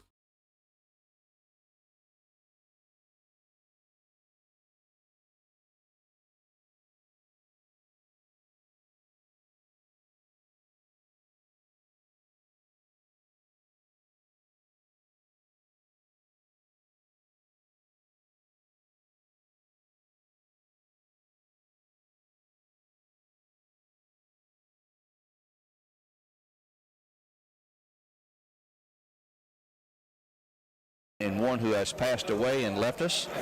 That's Mr. Stan Sherlin. And a lot of you older folks like me and Earl and folks like us will remember Stan, his illustrious days here in Cleveland, local schools, and moved to Alabama and had quite the career down there, a tremendous golfer. I had the honor of being in the induction ceremony, emceeing the induction ceremony when he was inducted to the Cleveland State Hall of Fame just, I guess, 2 years ago, or the last induction ceremony. Didn't get to have one this year. Here come the Bears. Okay, 5:11 to go in a half, 14-13, 1-point lead for the Bears with the ball now at their 35, first down and 10. They'll have a tighter formation this time, not really wideouts, but they have receives man in motion on the jet sweep type play. We'll hand off to him. That's going to be hit and thrown for a loss. That's Burke. Burke's going to lose back to the 30. 72, big boy there, that's Kanan Smith, 325 pounds. That jet sweep with Burks out there on that jet sweep, they pretty much know the ball's going to go to him. Typical. Loss of 3. Second down and 13 to go for the Bears back at their 32-yard line as we roll under 4.5 to go here in the opening half of play. 14-13 Bears on Talk 101.3 The Buzz. Bring exciting action all year long. We've had, what, 3 Thursday night games, I guess, we've had. And it was going to have a 4th. But this is good old Friday night lights. Burke moves to the left side, or stays on the left side. Nope. He's going to get set on the right hip now. Snap. They'll hand it to Burke. He's going to try to move forward. He's going to have to the 35, 36, and about 4-yard gain. It's going to be third down and a long 9 to go for a first down for the Bears. 3rd and 9 to go for the Bears at their 36-yard line. Bears would like to drive this ball down here and run out the second period clock. 3rd down and 9 for the Bears. and score if possible. Certainly keep the lead going into the halftime. Don't want to give the ball back to them. Joe. Walker Valley scored again. It's 34-0 with 4:23 to go in the second quarter. They're on a roll right now. Walker Valley's up 34-0. 34-0. They're going to mercy rhythm, looks like. Check off coming at the line of scrimmage for the Bears. Play clock's at 8. Again, that same exact formation as before. Probably a pass coming up here. Yeah, McCleary out in the flat's going to be complete unless he's going to have the first. He's going to have, Dugan. Yes, baby. Dugan out of the backfield has it in the wide receiver position. He had a last-second lunge when he was right around that flag, the sticks over there, which that alone gave him the first. Sophomore Taylor Dugan on a big catch for the 1st and 10 for the Bears, and Cleveland Ford 45-yard line after a 11 or 12-yard pickup. Well, see, 9 yards. He did 9. He got 9. Bears now Twins out wide to the left side, way out wide right this time. Clock's at 3:16 and running. Bears have all 3 timeouts left, looks like. Hand off to Burke into the middle. He's going to have 1, 2, 3, 4, 5 yards down to the 50-yard line, right to midfield. 2nd down and 5 coming up. Cherokees have 2 timeouts remaining. 2nd down and 5 for the Bears. I like the black uniforms with the black tops. Well, I like this too. Well, we can see the numbers. Black tops, black pants, white helmets. Cherokees in black helmets, black pants, white tops. The visiting team in high school football wears the light colors, unlike basketball. 2nd down and 5 to go for the Bears. Twins out wide to the right again.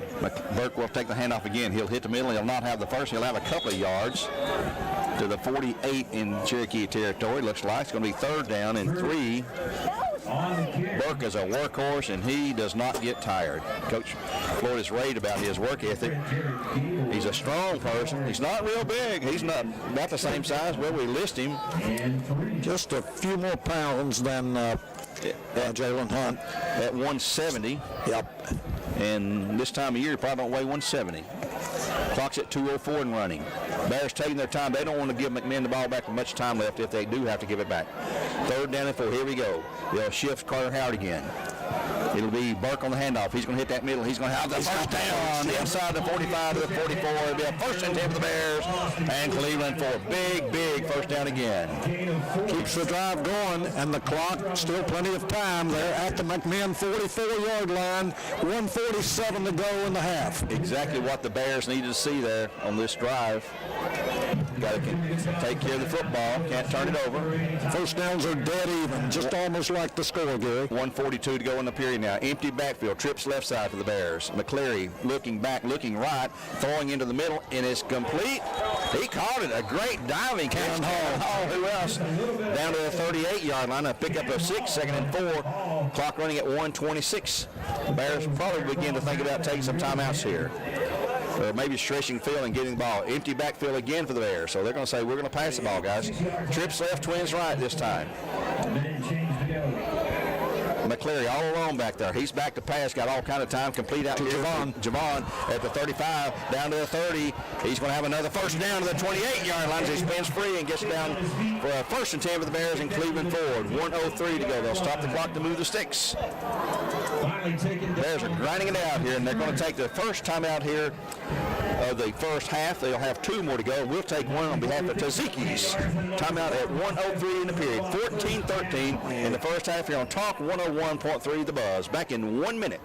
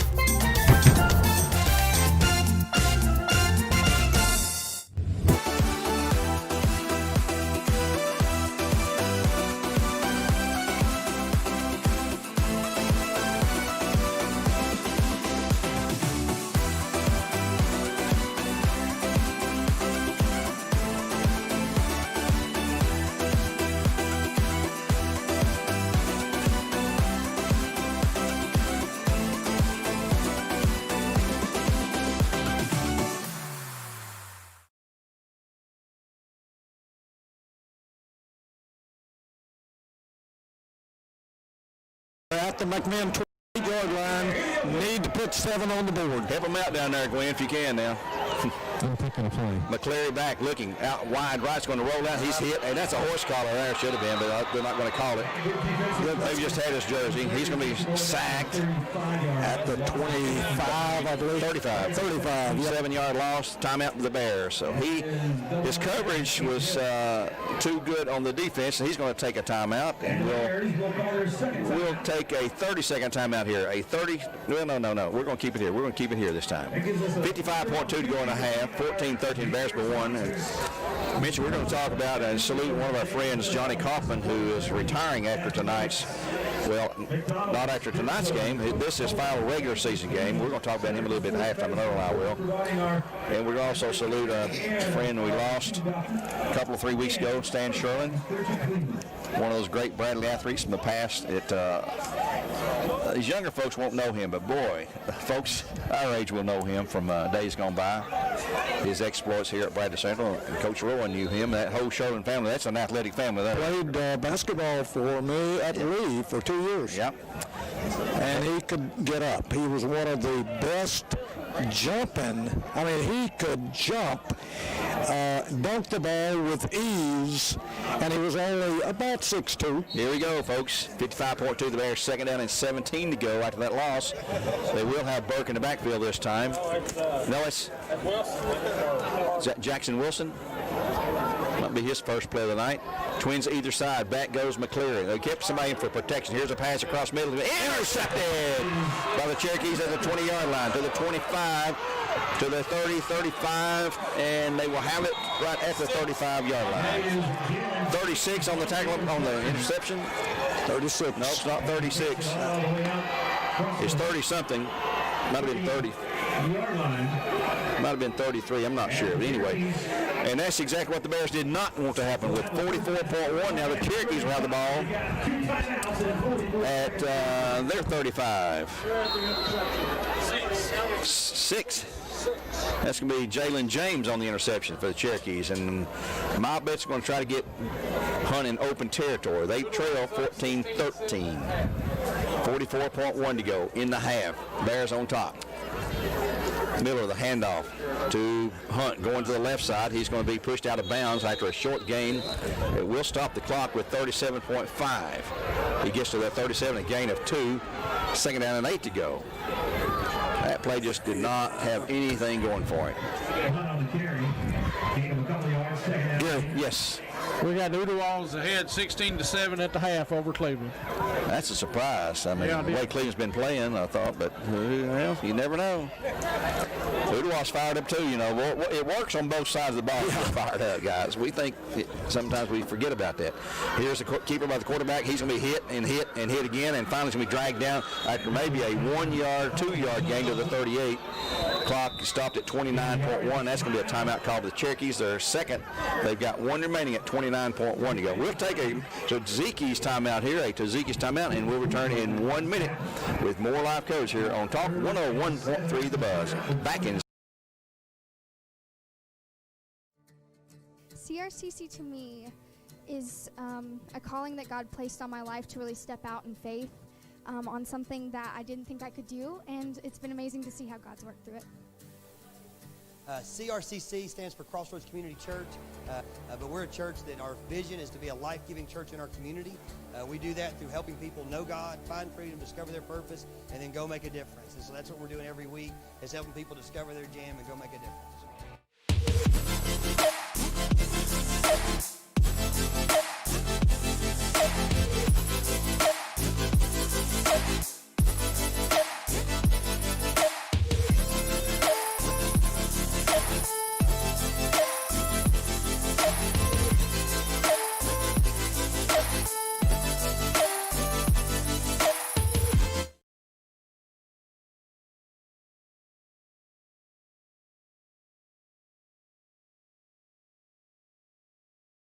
Seven to go, 29 seconds to go in the half. Back goes Miller, looking, throwing long over the top. There's Hunt way down there, way overthrown. It's going to be 4th down, though. So do they take a chance and go for it on fourth with 23.1 to go? The clock stopped. I wouldn't be surprised. Well, they're going to give Bears good territory with a shot, of their own if they don't get it.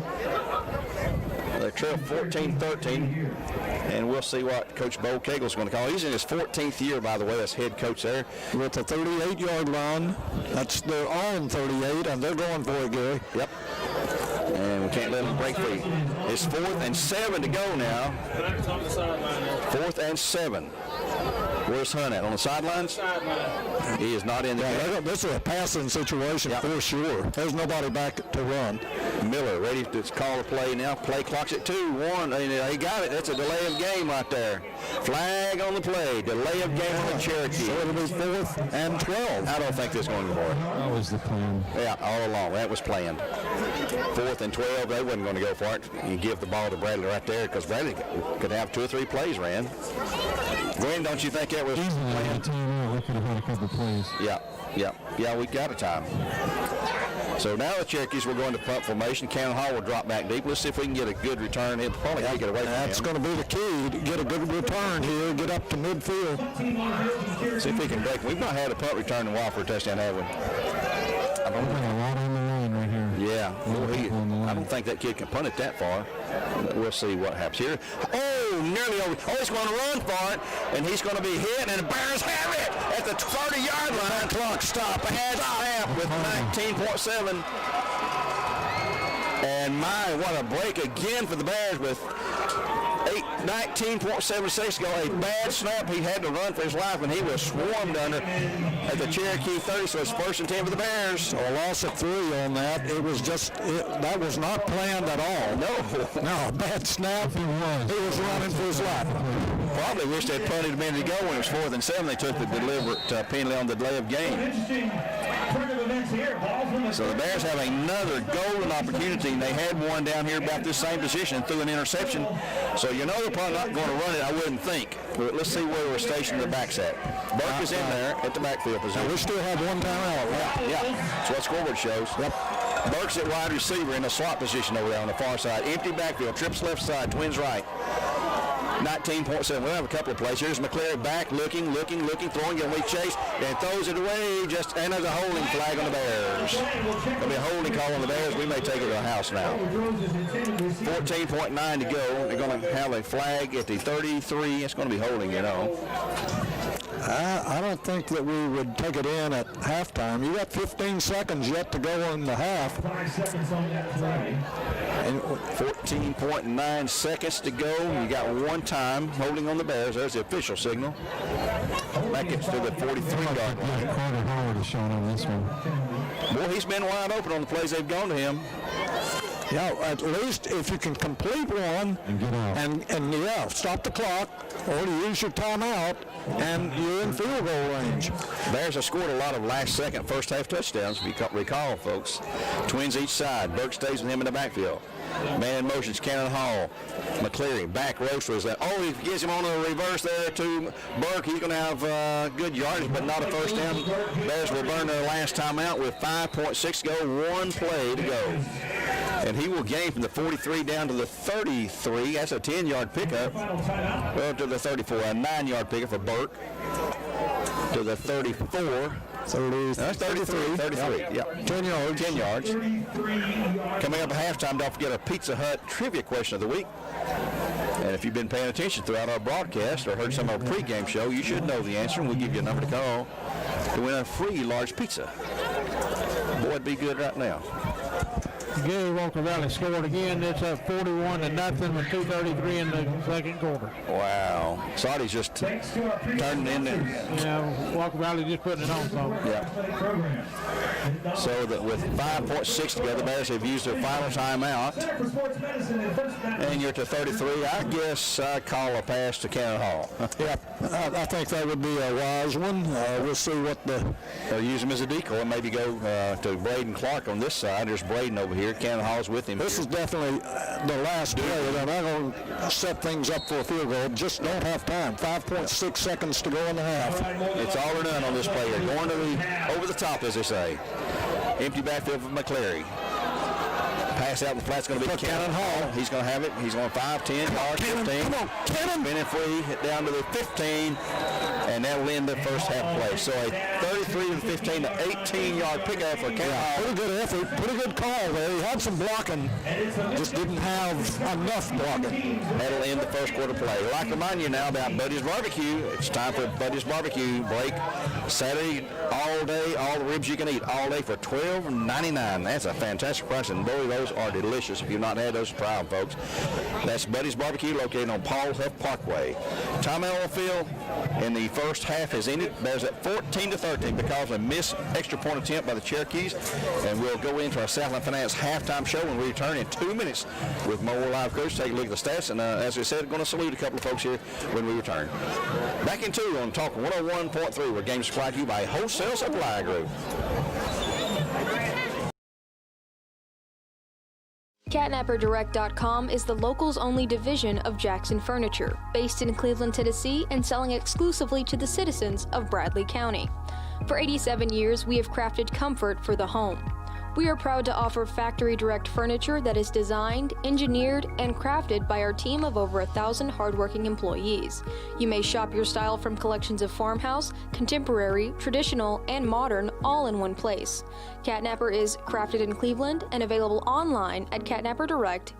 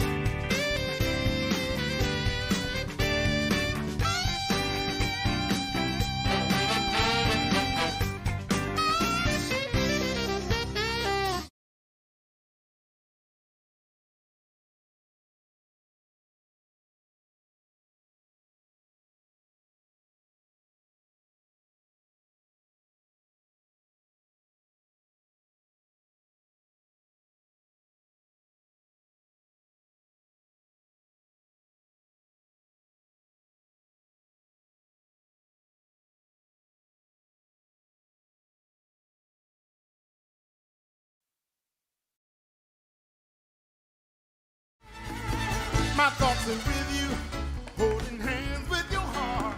See you, only blue dot can love you. Remember how the new love was here to stay. Now December, now the love we shared in September. Only blue dot can love you. Remember the new love we shared today.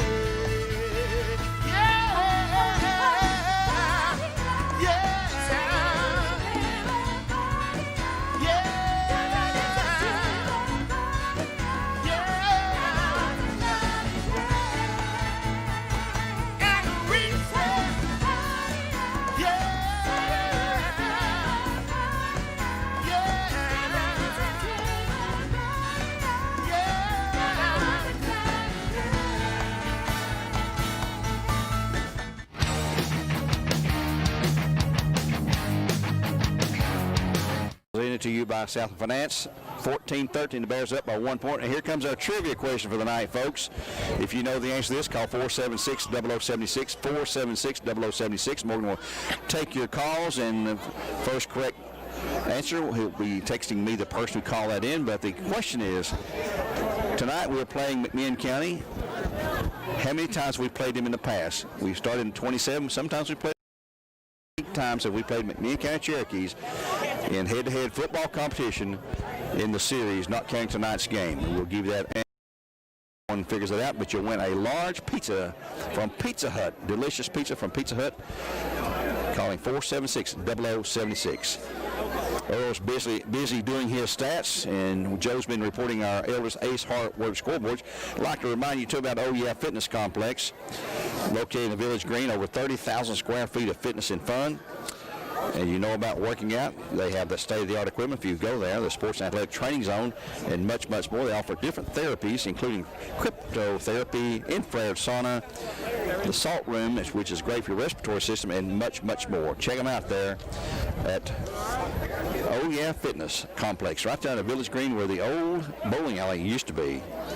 And, of course, our good friends down at Village Volkswagen, who locally produced the award-winning Atlas and now the Passata, thanks down there. And they're talking about adding another line of cars down there in that big complex. If you've never been there, folks, you ought to check that out. I don't think they give tours just anytime you want to go down there, but check it out sometime if you have a chance. Just drive over that hill there off the interstate exit there at Volkswagen Drive and look at them amazing, massive factory they've created there. Check them out at villagevolkswagen.com to see all the different models they have here in this area. So some of our great, great sponsors, we're proud to have them with us all season long.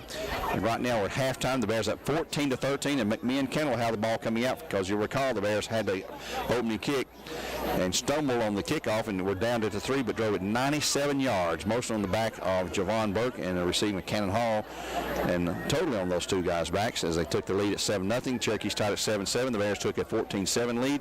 Cherokees nearly tied it, but they missed their extra point, so they're down by 1 point here at the halftime break. We'll take another break right now. When we come back, we're going to talk about a couple of our good friends here on Talk 101.3.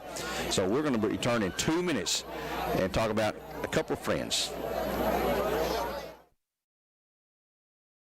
One thing to love about the Tennessee Valley is Bradley Central Show Choir, vocal motion. The other thing to love is the local Geico office on Lee Highway. You could save a lot. You can save a lot. You can save a lot. But how do you know? Unless you call 894-2600. Got a car? Got a boat? Got a home? Get a quote.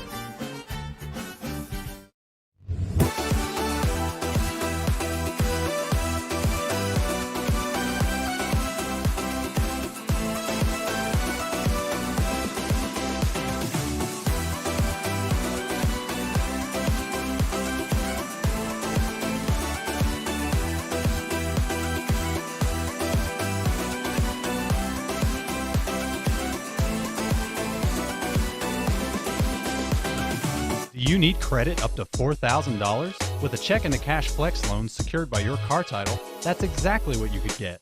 Apply for the cash you need today and keep your car. At Check into Cash, a flex loan offers you the funds you need to handle some of life's bigger emergencies. Get started on your flex loan by visiting checkintocash.com/TN. Apply in-store with your car title, receive quick approval, and borrow the funds you need. Your one-stop money shop. Check into cash. One thing to love about the Tennessee Valley is Bradley Central Show Choir, vocal motion. The other thing to love is the local Geico office on Lee Highway. You could save a lot. You can save a lot. You can save a lot. But how do you know? Mr. Earl's got a special announcement to make for McMinn County fans and also the Bradley fans. Go, Earl. Ladies and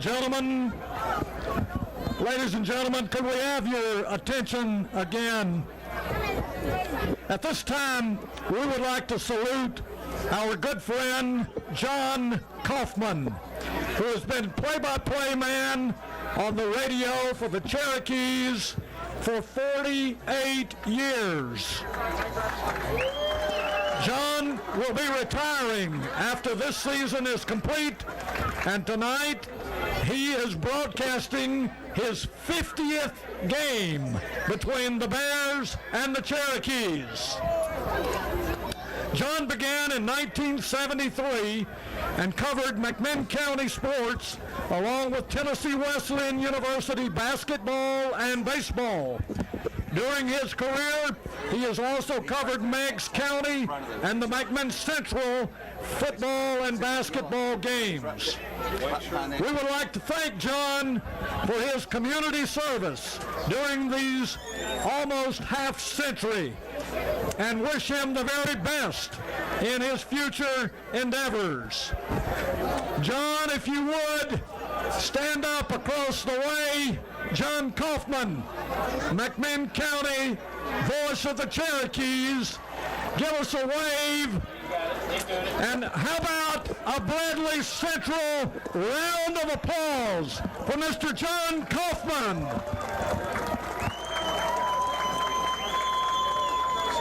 Yeah, I did. Right there. Thank you, John. And only one thing we could add, and that is John Kaufman always has been and will be a class act for the McMinn County Cherokees. Thank you, John. And there you have our salute to John Kaufman, a good friend, and man, you can't say enough good things about him. He and I have talked numerous times throughout the years, and he's always calling, giving information to me, and we share information with her when we're competing against each other, and he's become a dear friend, and man, you hate to see people like him retire. It reminds me when Corky Whitlock retired a few years ago. Those are legendary people, and John, I don't know what else you can say about him. He's been honored, and he had I think they had a John Kaufman Day, and the state recognized him. The state legislature did, and everything. They had Senator Bell was there, Mike Bell, who also represents Bradley County, of course, in the Tennessee State Senate. Yep. They had a proclamation from the Tennessee General Assembly, the state legislature, and the governor, and went through all of those 12 or 14 whereases, and whereas John has been on the air 48 years, and whereas he has broadcast all these great games for the Cherokees, and it was richly deserved. Absolutely. It's a tremendous honor for a great individual, and I didn't know this but a few years into his broadcasting in the 1970s, but I thought that he was a radio man, and come to find out he had a long career at Bowater Southern Paper Corporation. And a lot of people don't know that Bryce Goodner, the big stud, that's his grandson. Oh, is that right? I did not know that. That's Blake Goodner's son, who played right here at Bradley Central. Yeah. So why is he not playing black and gold for the Bears? But let's switch horses here, and we've lost some dear folks this year. Don Burke, we lost Hubert Conley just recently to tragic drowning in Florida. Miss Harris passed away. We lost Doyle Palmer just this past Monday, but going back just a couple, 3 weeks ago, good friend, great Bradley athlete, well known, a guy that you know dearly, that played for you, you said, Stan Sherlin. Let's talk about him. I have known the Sherlin family, Jay and Lois. They are longtime members and part of the real backbone of North Cleveland Church of God, and I've been attending that church since I came as a teenager to attend Lee College. And when I was at Lee as a student, we would play fast-pitch softball, Gary, and the toughest pitcher that we had to face was Jay Sherlin. Jay Sherlin would pitch fast-pitch softball, and his brother Berg, Bob Sherlin, everybody called him Berg. Yeah. Oh, yeah. He was the catcher, and that's basically what you needed if you had a good pitcher and a good catcher.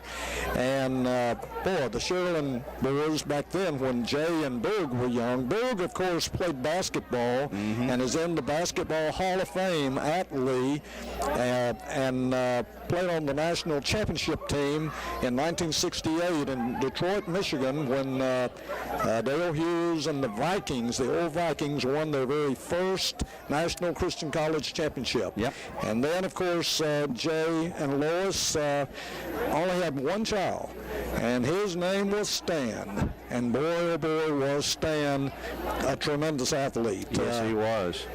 He was gifted. I mean, a special athlete. He played baseball really, really well in the youth leagues, old Fulbright Park. And then, of course, he played basketball here for the Bears, played for Coach Steve Williams in the late 70s. And he was already you could tell he was just an all-around athlete. He was quick. He had uncanny leaping ability. I mean, he didn't have to get a running start like from out at the head of the key. I mean, one step, and he could go up. He was just so smooth in his basketball ability there, and could take the ball to the hoop left-handed, would drive the baseline. That was one of his favorite spots. He would get in the corner. You had to respect his outside shot, and then he would fake you up and drive baseline on you, and if nobody came down to pick up, it was going to be a slam out of the 6'1", 6'2" youngster from Bradley High School. He went on, of course, he played golf. We talk about baseball, we talk about basketball. He was good, really good at those sports, but his best sport all around was golf. Yep. And you alluded, Gary, you know, I didn't know that much about when he moved to Alabama and continued working. I didn't realize that he racked up such huge success in the game of golf until I saw the picture of all those golf trophies and plaques laid out on the table. Man, he racked up. He was playing professionally there. He didn't get, back then they didn't have the junior circuit, they called it, like they do today, and he'd have been in some big time money there. And when he was inducted to the Cleveland State Hall of Fame, I was honored to be the MC that day, and that was their last induction ceremony, and he was there along with 2 or 3 others, and I read all the accolades off, and I kept reading off this about his golfing, winning this, and everything's Alabama. I finally just stopped while I was right in the middle of it, and I was turning and says, could you not move back to Tennessee and win some things so we can say about Tennessee? He's pretty much ingrained in Alabama at that time, but you know, a great person, a great human, one of those guys that you're glad to say that, hey, he represents Lee and Bradley Central and Cleveland State, you know, in a gentleman-like way, you know. He was raised right. Yes, Jay and Lois did a great job. Fundamentally, his value system was solid, and he never deviated from that. He was a solid individual, a young man that every family could really be proud of, and I know Jay has gone on, but Lois is still living, his mother, and he has a host of cousins and I'm one of uncles. his cousins. I'm a cousin of his. All right. Yep. I didn't know that. Oh, yeah. I'm kin to all them shoulders. Some of them I don't claim, though. But. Well, I'll tell you what. It is a solid family. D.A. is still living, and D.A. is aging like the rest of us. And D.A. is not one of the younger of the Sherlin brothers, but a great man, great family. Jay has passed on. Boog just left us, 2 or 3 years ago? Yeah, it hasn't been long. And then Roy was, let me tell you about Stan's uncle Roy. I crossed paths with Roy when I went to Lee to coach. That was in 1975. And Roy was working with Arthur Presley in the maintenance department. Roy Sherlin could just do anything. I mean, he could fix it if you needed it fixing. I mean, plumbing, electricity, carpenter work, and you talk about a prince of a guy. When I was coaching at Lee between 75 and 82, oftentimes I would take a break from the athletic office and walk just 100 yards maybe around the corner down to the maintenance building, they called it, not very far, and hang out with Roy or Arthur Presley. Those were guys that the maintenance staff at Lee were just all good guys. Let me tell you, they just got along great. They were talented in what they did, and just great individuals to sit down for an hour or so and have a cup of coffee or Pepsi or whatever. And hey, I often did that, and I have some fond memories of all of those guys. Jack Higgins. Jack is still one of the guys that I mean, he speaks. And you talk about a prince of an individual, one of the finest individuals in all of Bradley County that I've ever met. But Stan Sherlin was just an outstanding athlete. I mean, I enjoyed the 2 years that he played at Lee in 80, 81, and we went to the National Christian College Tournament both years that Stan was on the team, his junior and senior year, and he played a vital role in the success that we had both of those winning seasons in 80 and 81 after he went to Cleveland State and after he graduated from Bradley. Great athlete, great young man. Thank you for that salute and tribute to our dear friend. And 2020 needs to just go away. We've had so much bad news happen throughout the years and a lot of positive stuff too, but it's time to move on to the next year. Hopefully it'll be a better year for us. We'll take another break here. We're counting down to the halftime with Bears at 14-13 as we begin to wrap up our Southland Finance halftime show.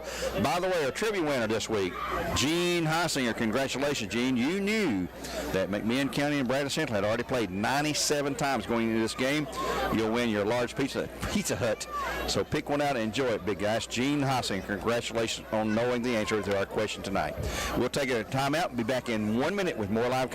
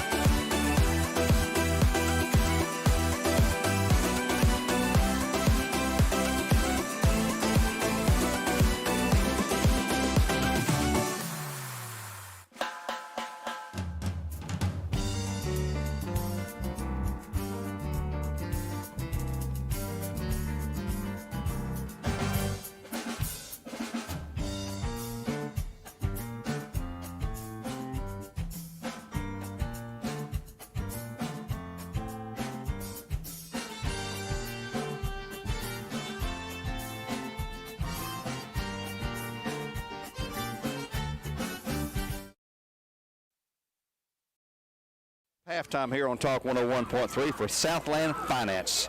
Bears at 14-13. They will not get the ball coming out. It will go to the Cherokees because the Bear won the opening toss, decided to take it, proceeded to drive 97 yards after the kickoff for the touchdown to take the initial lead. And Joe, you have any more updates you can give us on the scoreboard for Elders Ace Hardware? Yes, Uderwall scored on the first drive of the second half, so they're up on Cleveland Raiders 23-7. Walker Valley was up 41-0 at the half on Saudi Daisy. Bearden has scored again to start the second half. They are up on Science Hill 21-7. 21-7.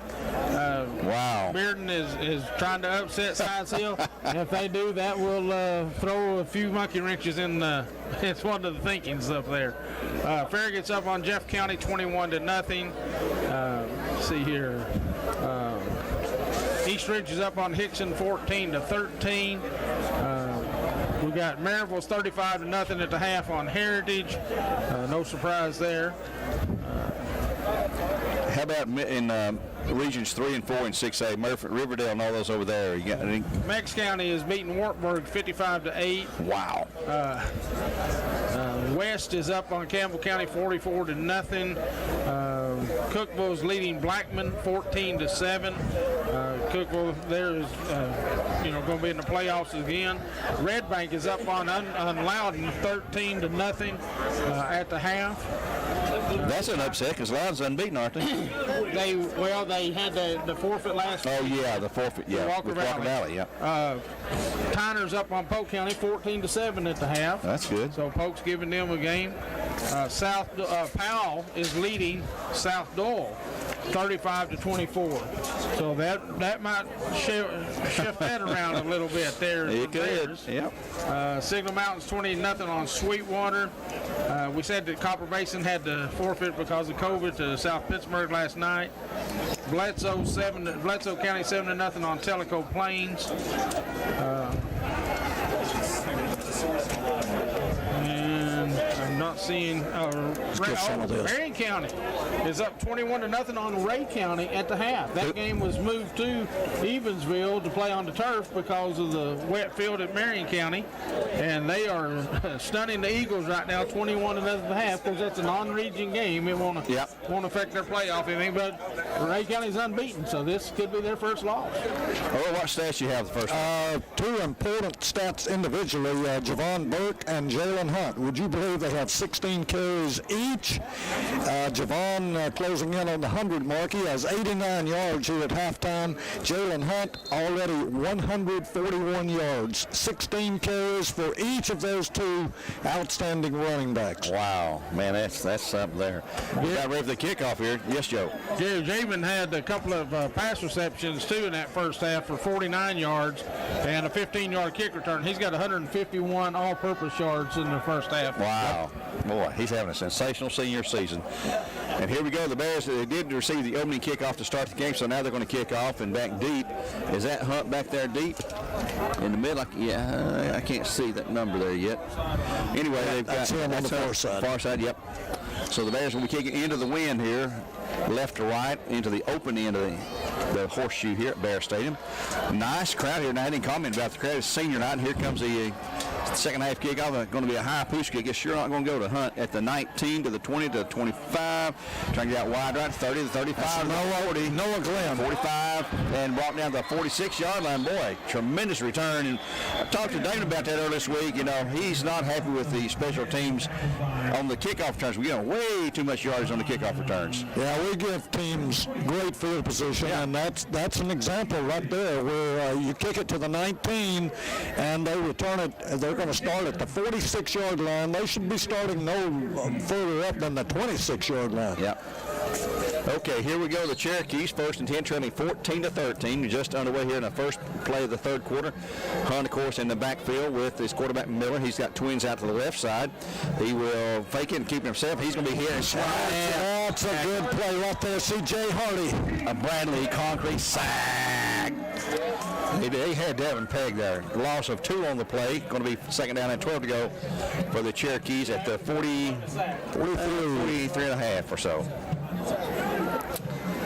So the Cherokees, instead they use Hunt as a decoy when he's not involved with a direct carry. Didn't work out too well that time, but give him credit, folks. This is one fantastic running back that the Cherokees have here. Back goes Miller to pass, going long down the side. Here's a pass. Turn around. Incomplete, no flag. Boy, he's trying to get a flag out of that.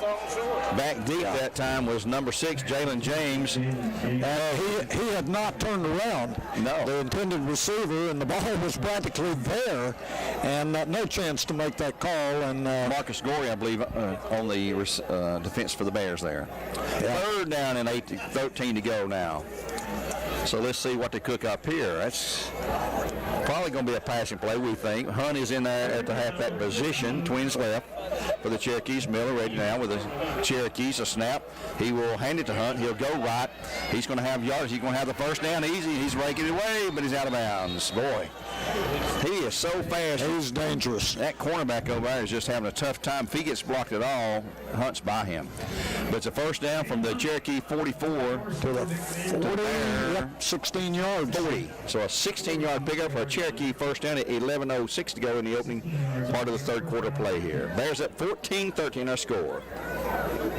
Again, congratulations to Gene Heisinger for answering our Twitter question at halftime. Here's a handoff to Hunt. He'll hit the middle. He's got 5. He's got 10 his way. He's gone to the house, I believe. He is touchdown, boy. Right up the middle that time. Right behind Bryce Goodner. 40 yards. No flags, and the Cherokees take the first lead of the game at 19-14. I'm sure they're going to go for 2 here. My goodness, you can't let them have the ball, period. I thought that was a hold on the far side there. 10:59. I heard you yelling hold. I thought you saw a big yellow handkerchief out there. Hoping. We wish Joe had one. Yeah. Here comes the attempted PAT to give them. They're going to kick it rather than go for 2. 19-14, the Bears by 5. Sells a kick. His kick is up. This time it's good. Got a good snap. And it's 20-14. The Bears trail by 6 at 10:59 to go in the opening part of the third. And we'll take a 30-second break. Be back in 1/2 minute here on Talk 101.3 The Buzz.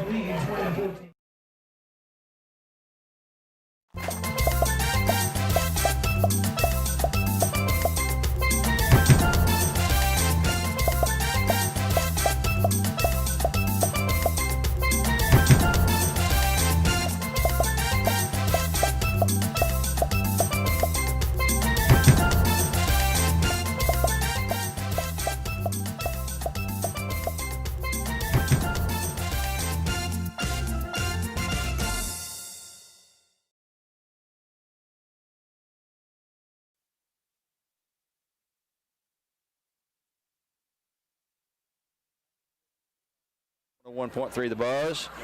That didn't take long. What, 1 minute and 1 second? That's it. To go how many yards?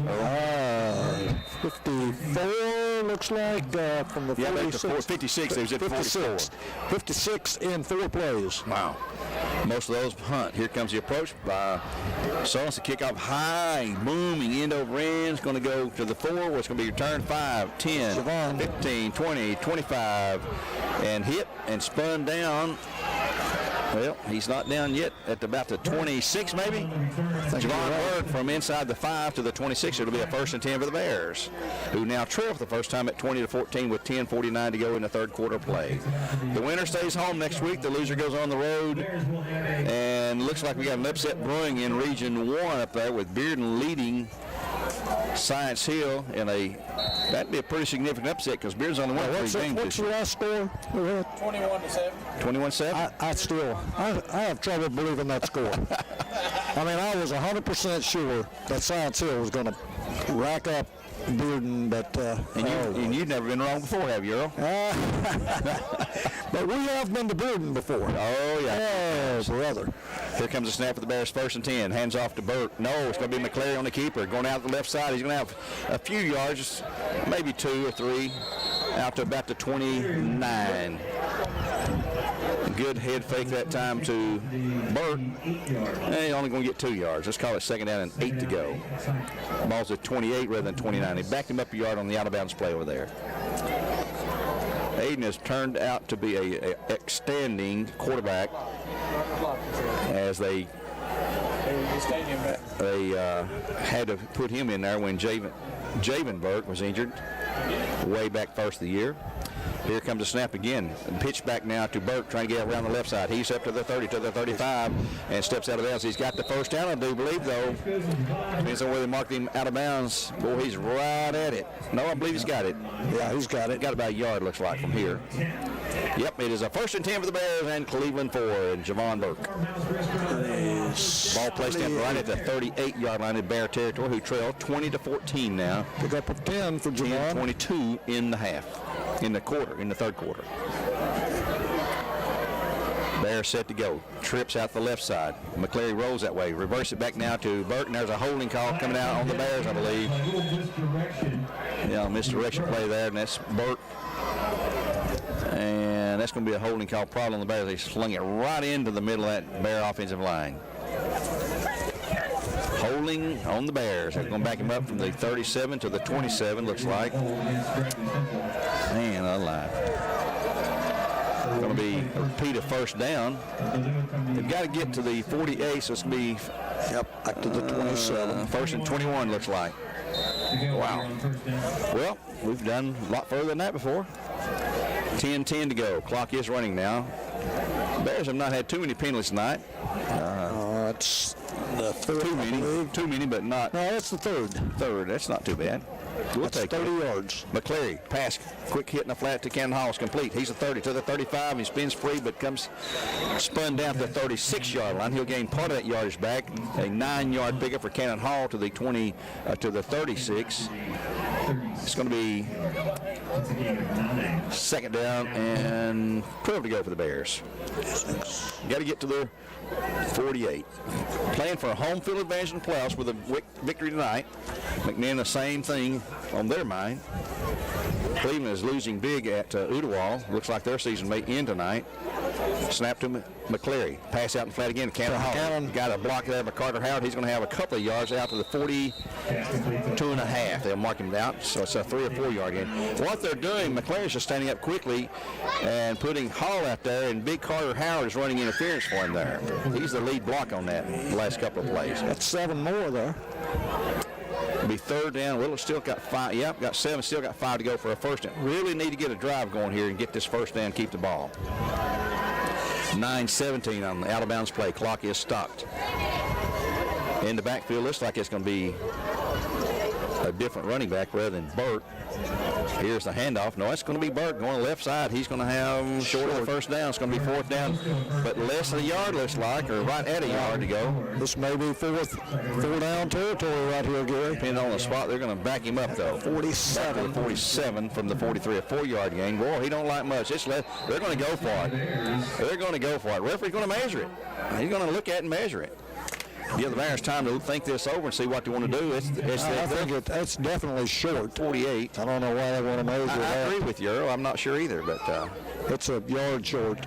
But on 4th and short, I wouldn't be surprised to see Coach Damon Floyd go for it here near midfield. About 1.5 foot short, it looks like, is what one official said. Half a yard. Yeah, put the power pack in there, the heavy in the backfield. I don't know. I may just hand it to Javon. Stretch the chains. I don't think it's a first down. It's not no, it's way short. He is about almost a yard short. We saw that from here. I'm not sure why they couldn't see it. I don't know why you measure when you're a yard short. I mean, if it's a foot and a half, yeah, but that's a good yard, and you can see it. Yeah. I mean, we've got a straight view. But the coaches like it, guys. Gives them a timeout. Yeah, go in. Yeah. Coaching strategy. We want a measurement here. Here come the Bears now back to the huddle, and they are going to go for it. They've got their heavy under center. No Grant hanging on the field, so the Bears are going to go for it right here on 4th down. They're going to try to push him ahead. They'll put Carter Howard in there to push it as well. And here they fumble the ball. Didn't get the first. They're going to get that. Cherokees got it anyway. Bad snap or something happened there on the attempt. And the Cherokees recover, so the ball goes over either way. Yeah, it didn't matter if he fumbled it or not. It was their ball. Yeah, you're right. So the Cherokees take over 1st down and 10 at the Bear 47. So there's a gamble that did not pay off for the Bears. The Cherokees had one early in the game that did continue a drive for them. Yeah, they never did get a firm grip on the ball. The ball was fumbled from the snap, and the ball was loose right there at the line of scrimmage, the 47-yard line. They did recover, so the effort to get that final yard just goes by the board. Here comes the Jalen Hunt show again. The Cherokees up 19-14, hand off to Hunt, and he slips and falls in the backfield. And he will lose. Gwen, you get credit for that one? You didn't see me? I thought I did. I didn't get your number. What is your number right now? Yeah, he lost a good yard back to the 48. Where it's going to be 2nd down and 11 for the Cherokees. 8:19, clock running, the Cherokees up. 2014 here in the 3rd quarter of play, 6-point lead. And that's one of the things. The field is a little soft and wet and slippery out there. Hunt goes to the right side again. He'll have a couple of 3 yards, not much. Down to the 47, 2 yards. 2 yards to the 47. Going to be 3rd down and right at 10 to go still. Going to be 10 to go. He's running right at Hardy. Yeah, I mean, why would you do that? Hardy's really had a good season as well for the Bears. He's the leading tackler in the defensive line. 3rd and 10. Hold him here. Big play here. They may want to punt the football, put the Bears in bad field position. Here comes a snap. He's going to roll out looking for someone. Going to run himself. Now he's going to throw out in the flat. It's going to be complete. And he's got the first down wide open. And he's going to break away, but down the 30 to the 20. That's close to 20 yards. At the 27 or so. It's going to be a 1st and 10 for the Cherokees. Boy, he come wide open. A cornerback got lost somewhere in the mix there. Who caught that, Joe? 15. Bottoms, I think I heard. Bottoms. Nick Bottoms. 1st and 10 for the Cherokees after a gain of 15. At the 26-yard line, they'll mark the ball down in Bear territory. Cherokees on the drive. They already lead it 20-14. They're looking to the sidelines to check off into a different play that was called. Twins out to the left side here. Single man right. Hunt in the backfield with Miller. He'll do a little hop jump. He'll hit the middle. He's got it. He's gone. Touchdown Cherokees. Hunt scores again. And the Cherokees take a 2-touchdown lead at 26-14. Boy, there is no stopping him. He's getting good offensive blocking in the line. Again, he wasn't touched. No, untouched. Not one touch. Right straight up the middle, the same exact way he ran that last touchdown. So at 7:02 to go in the 3rd, the Cherokees now lead by 2 touchdowns, 26-14. Let's see what they're going to do They're going to go for 1, just a single point. You may be right, Bo said, you know what, we don't care about 1 point. We're going to score several more touchdowns. Yeah, I think that's what he was thinking. Spencer Salsa attempted again, the young freshman. He missed. Well, they had a bad snap. That's the only reason he missed the previous one. His kick is up and good. And there's timeout on the field. 27-14 now the Cherokees lead the Bears. We'll take a 1-minute timeout here. A 1-minute timeout on Talk 101.3. The games are supplied to you by Wholesale Supply Group. And return in 60 seconds for the Cherokee kickoff.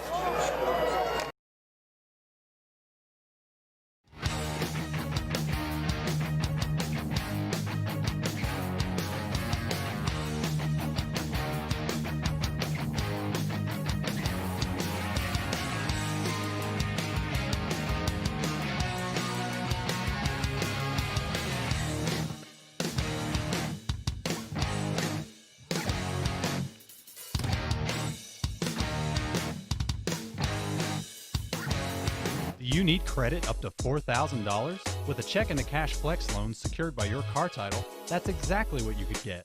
Apply for the cash you need today and keep your car. At Check into Cash, a flex loan offers you the funds you need to handle some of life's bigger emergencies. Get started on your flex loan by visiting checkintocash.com/TN. Apply in-store with your car title, receive quick approval, and borrow the funds you need. Your one-stop money shop. Check, check, check. Third quarter at 7:02 to go, 27-14. The Bears trail now, the Cherokees. They've scored both times they've touched the ball here. Jalen Hunt is having another outstanding. I had 300-something yards last year against the Bears, and he's well on his way to that right now. But the Bears trail at 27-14, about to receive the kickoff with the TV timeout. Guy will get off the field, and he says, okay, we're good to go. And he will slowly walk off the field. Now he's going to trot off. 27-14, Cherokees over the Bears, fighting for home field position next week in the first round of the playoffs, rather than go on the road for a long, long trip up to the Tri-City area. We've been there many a time, though. It used to be the Super 32. We'd go up there every year. 221 yards right now for Jalen Hunt. Here comes Sullen's kickoff. Another high, booming kick. Same exact spot to the 4, to Burke, to the 5, 10, 15, to the 20. Trying to get outside to the 25. Sidesteps a guy or two, goes to the 30-yard line, to the 35. Still fighting, and up to the 40. There's a flag on the play. Oh, from way back downfield. Moses, Mellow Roses here, guys. Come on. What's this flag about? I don't know. Is it in the heap of people piled up trying to bring the tackle down? Could be a face mask. Yeah, face mask. Hey, that's a good call there. You got it. Old Moses come through that time. 15-yard mark off on top of the return. Good return from the 5 to the 40. A 35-yard return by Burke. I believe I saw Gwen Sawyer in that pile up there. Gwen, did you throw that flag? No, I was by the ref, too. Look at that right there. Oh, how's the weather down there, Gwen? Is it as cold as it seems to be? It's cold, but, it's not windy. Yeah, that wind died. Sun went down, that wind died. It's the wrong shoes. You got your flip-flops on tonight? 15-yard mark-off coming against the Cherokees for a face mask on the tackle there. They had so many people around, we couldn't see it, but the referee from way down the field saw it. Down to the Cherokee 43-yard line. A great field position and another break for the Bears. We're just not taking advantage of these breaks, folks. We got to take advantage of them. We trail at 27-14 here at 6:48 to go now in the third quarter play. Hall goes in motion. High snap goes to Burke on the handoff. He's to the 40-yard line. There's another flag. That's going to be holding there. Coming from the referee. Holding on the Bears. Quickly makes a call. Flags thrown at, and there's another flag to 39. Yeah. Two penalties or same? Probably same call. In time. We're going to mark it off at 41-yard line, so that was pretty obvious. Two referees saw it. From the 41 to say, got a 3-yard pickup out of it. Move us back to the 49. In Bear territory. It's going to be repeating first down. First down and about 19 to go. They got to get down to the 30. All of our penalties, Gary, have been 10-yard penalties. Wow. Holding of that nature. They'll crank the clock to run again at 6:38 to go here in the third. Bears now first and 19. Burke stays in the backfield with McCleary. He'll move to the left side. Twins out right, wide left. McCleary rolls, pitches back to Burke. He's going to hit the middle. He's got 5. He's got 10. He's got 50. 40. He's 140, and he's down at the 35-yard line. From the 49 to the 30. 31. That's going to be a 20-yard gain for Javon Burke and the Bears on the Cleveland Ford. First down and 10. To Cherokee out 31-yard line. There again, he outran his blockers. A good gain, but he needed one block, and he would have been sprung to the end zone at the 30. Bears driving, trying to get closer. They're trailing by 27-14 here in the third. We got another whole quarter to go, though. Carter Howard in there at the tight end position, shifts to the H-back place. McCleary takes a snap, hands it to Burke. He'll go to the left side. He's going to have 2 or 3, 4, 5 yards down about the 25-yard line. Good 5 yards. Second down and 5 to go for the Bears at the Cherokee 25. Cleveland High was losing big at Ooltewah. Walker Valley was destroying Saudi Daisy. They're in the Mercy Road game in that one at Walker Valley. Cleveland on the road at Ooltewah. Bears here trailing at 27-14. Three really big games tonight for all three of our local teams, with a lot on the line for all three of those. McCleary. Burke still in there to his left. He'll give it to Burke. He'll hit the middle. He's going to have the first down and burst on through down to the 25, the 20, and down about the 17 or 18 yard. It'll be a first and 10 for the Bears. And Cleveland forward, but on the back of Javon Burke. Arguing at the 18 yard. It's a 7-yard. Javon continues to hit those holes. Straight up the middle that time. The last 3, 21, 5, and 7 for Javon. And I believe that was Jackson Wilson that time, because Javon just went in. Yeah, that was Burke. He went to the sideline and they put him back in. Oh, okay. I saw him come back in. I thought maybe they swapped him out there. He was hollering. He said, "I want to play or something." And here's a pitch to McCleary, from McCleary to Burke. And he's going to break through from a couple of guys, but he's going to be brought down about the 17 or 16. Give him a couple. He's going to move down to the 16, second down, 8 to go at the Cherokee 16-yard line. He just does not quit, like the ever-ready bunny, the Energizer. Clock's at 4:11 to go. A lot of time left. Yep. All kind of time. Bears down at 27-14. Bears definitely need to put some points on the board right here. Losers game is looking at a trip to Johnson City Science Hill, or to Kingsport actually. And here's Burke again going to hit the middle, and he's going to be hit and stop for no gain this time. They had 2 guys in the backfield that time. Maybe a yard. And we have a Bear down on the play. Looks like a big lineman. The refs are going to stop the clock for an injury timeout. Here's the trainers will run out there real quick like. So they're going to mark him at the 17, so he goes back a little bit. Yep. Going to be third down, about 9 to go for the Bears. And while we got a timeout on the field, let's take one as well here on Talk 101.3 The Buzz. Timeout at 3:42 to go in the third period, 27-14 Cherokees. We'll be back in 1 minute with more live coverage.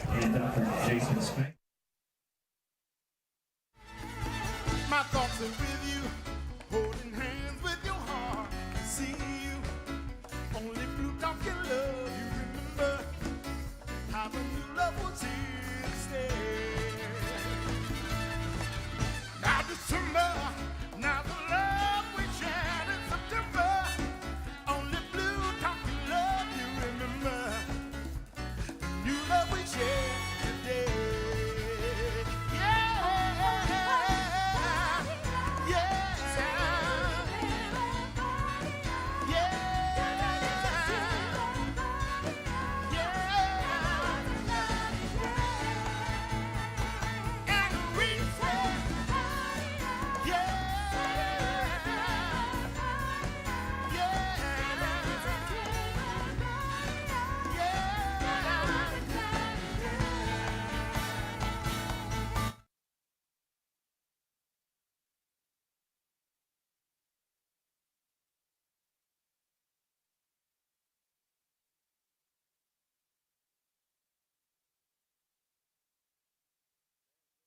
Third down, and Burke is a direct snap.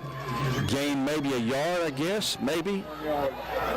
It's going to be 4th down and 8. The Bears surely going to go for it here. Absolutely going to go for it. Not going to punt the ball. Not going to try a field goal. They need 2 touchdowns. They're trailing 27-14. The clock is running at 2:53 to go here at the third quarter of play.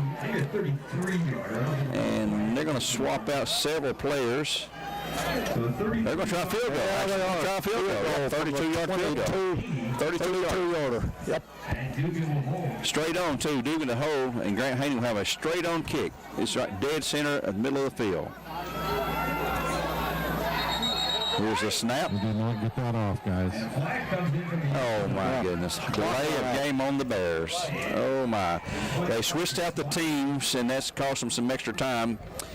And they'll mark off 5 yards and will they try a 37-yarder? I think they will. 5 yards back. Yep. 37-yarder. Not enough field and room to punt. And from the 37, here comes a snap again this time. Plenty of time to go. There's a snap. There's a place down. There's a kick. It looks like it's good enough. Nice. It's good. 37-yarder by Grant Haney. Yeah, that's a lot better to make a 37-yarder than a little short 32-yarder. Grant says, shoot, you want me to make a 47-yarder, Coach? And timeout on the field at 2:25 in the third, 27-17 here on Talk 101.3 The Buzz. We'll be back in 1 minute with more live coaching on The Buzz.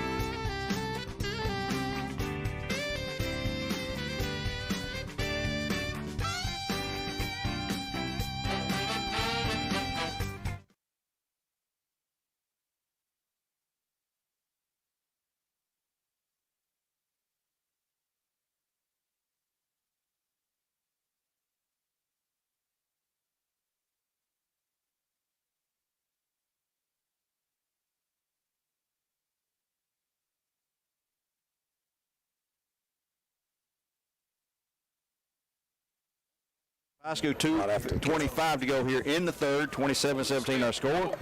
And there's a squib kick that men will recover at the 36-yard line. 27-17 our score after the 37-yard field goal. And Joe's got an update on the score. We've got a shocker. Bearden has upset Science Hill 27-7. That gives Dobbins Bennett the number 1 seed in Region 1. Farragut will be the number 2. And Science Hill will be the 3. Bearden 4.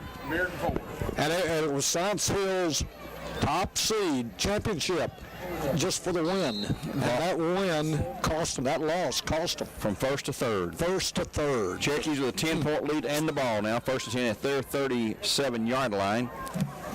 Miller and Hunt stays in the backfield. They've been there. That's the only running back they've employed tonight besides the quarterback himself. And here's a handoff to Hunt in the middle. He's got 5. He's got 10. Oh, he's gone. Touchdown coming up, folks. Another touchdown. They'll never run him down. A 63-yard touchdown on the very first play after the Bear field goal. We have no answer. We absolutely have no answer for him. You know, Gary, when he hits that the line of scrimmage, when he hits his hole, he's wide open. Yep. And once he gets 4 or 5 yards beyond, it's just, he can take it all the way almost every time. I mean, it's, Shades of last year. Yes. Same exact scenario from last year. Bears had a good lead at halftime. This time we led by 1. And then McMinn just dominated the second half. 33-17 our score. Here comes the extra point attempt by Spencer Sullins. There's the place down. The kick is up. It looks good from here, and it is good. 34-17 our score. They've doubled the Bears at 34-17 at 2:12 to go in the third quarter play. We'll be back in just 30 seconds. Just 30 seconds with a McMinn County kickoff.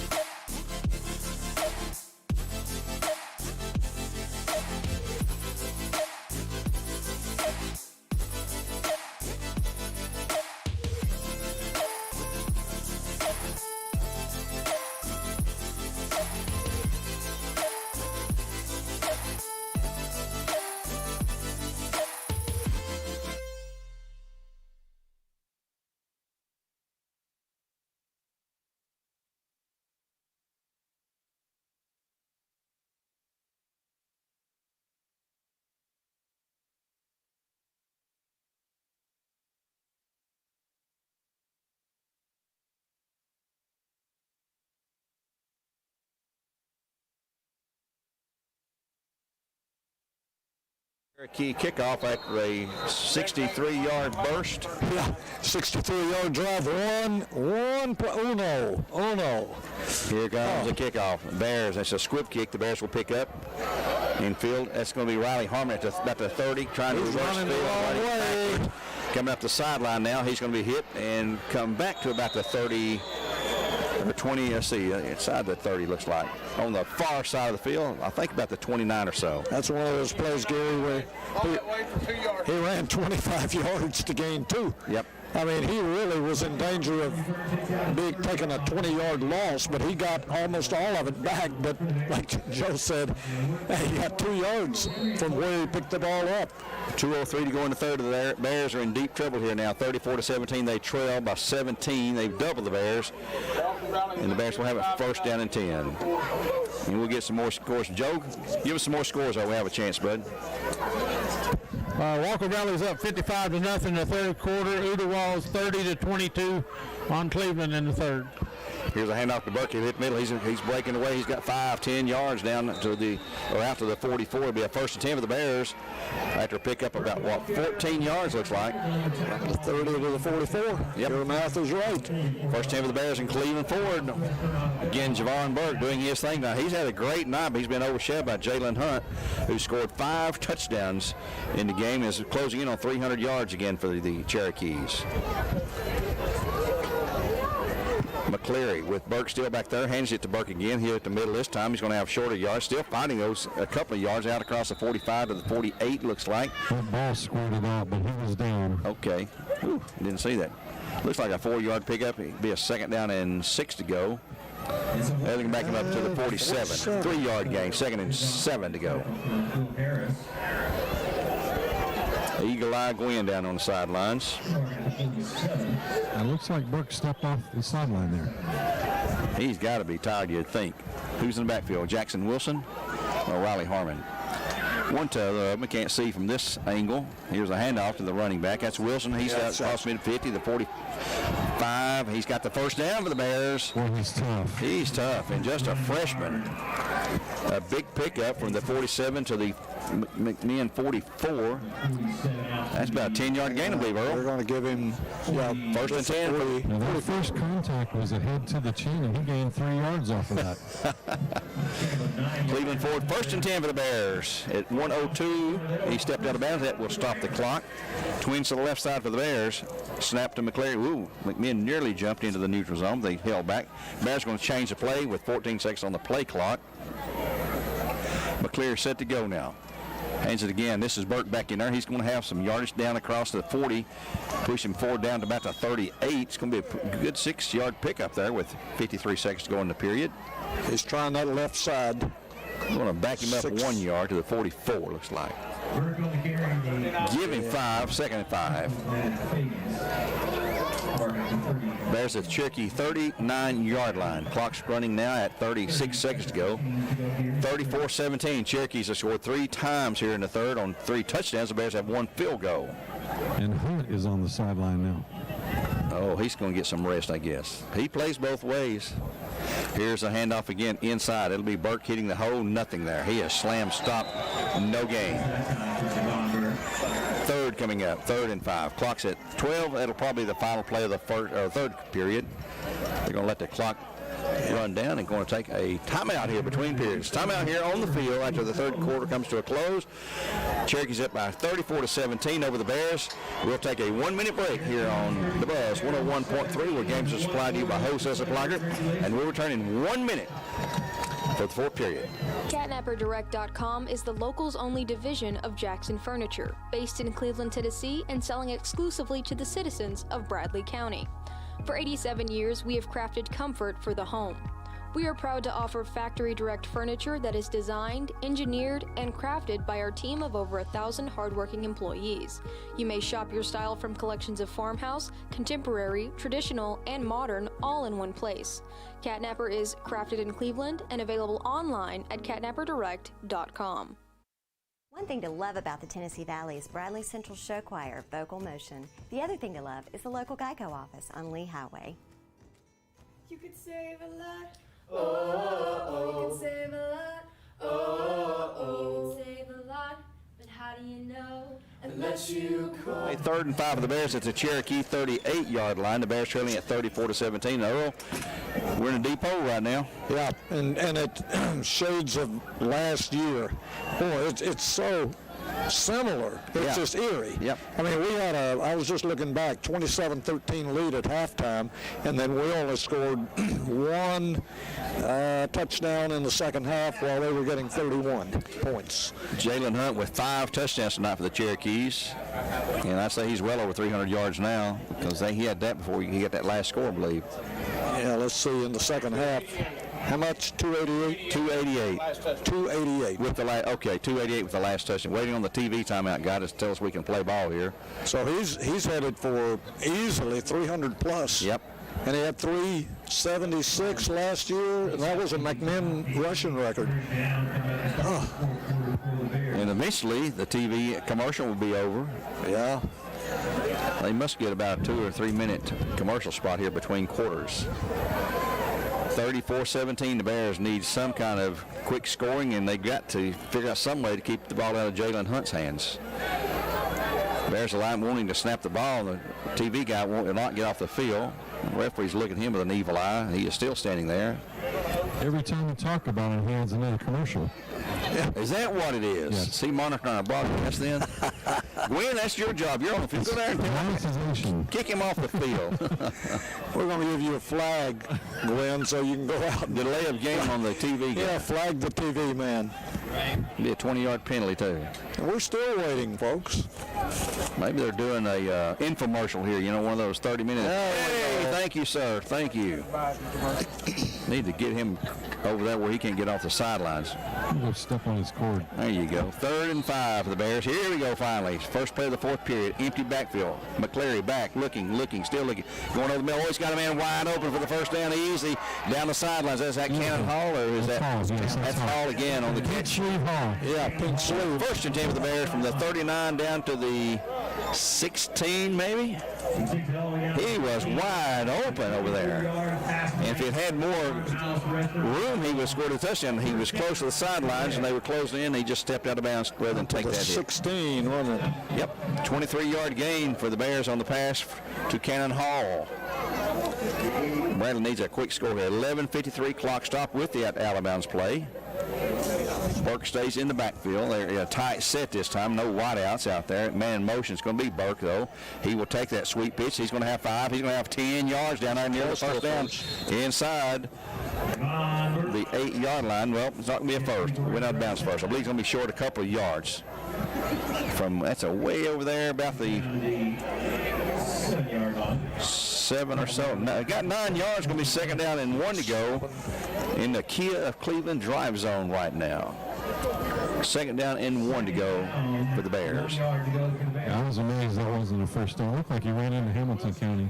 Yeah, it knocked down the guy holding the sticks over there. But I guess it stepped out of bounds maybe. Okay, 2nd and 1 for the Bears at the 7-yard line. Need to convert this and get the touchdown here. That's Jackson Wilson in the backfield. He's got the first down. He's going to be down about the 4 easily. 1st and goal for the Bears now as Jackson Wilson comes into the game.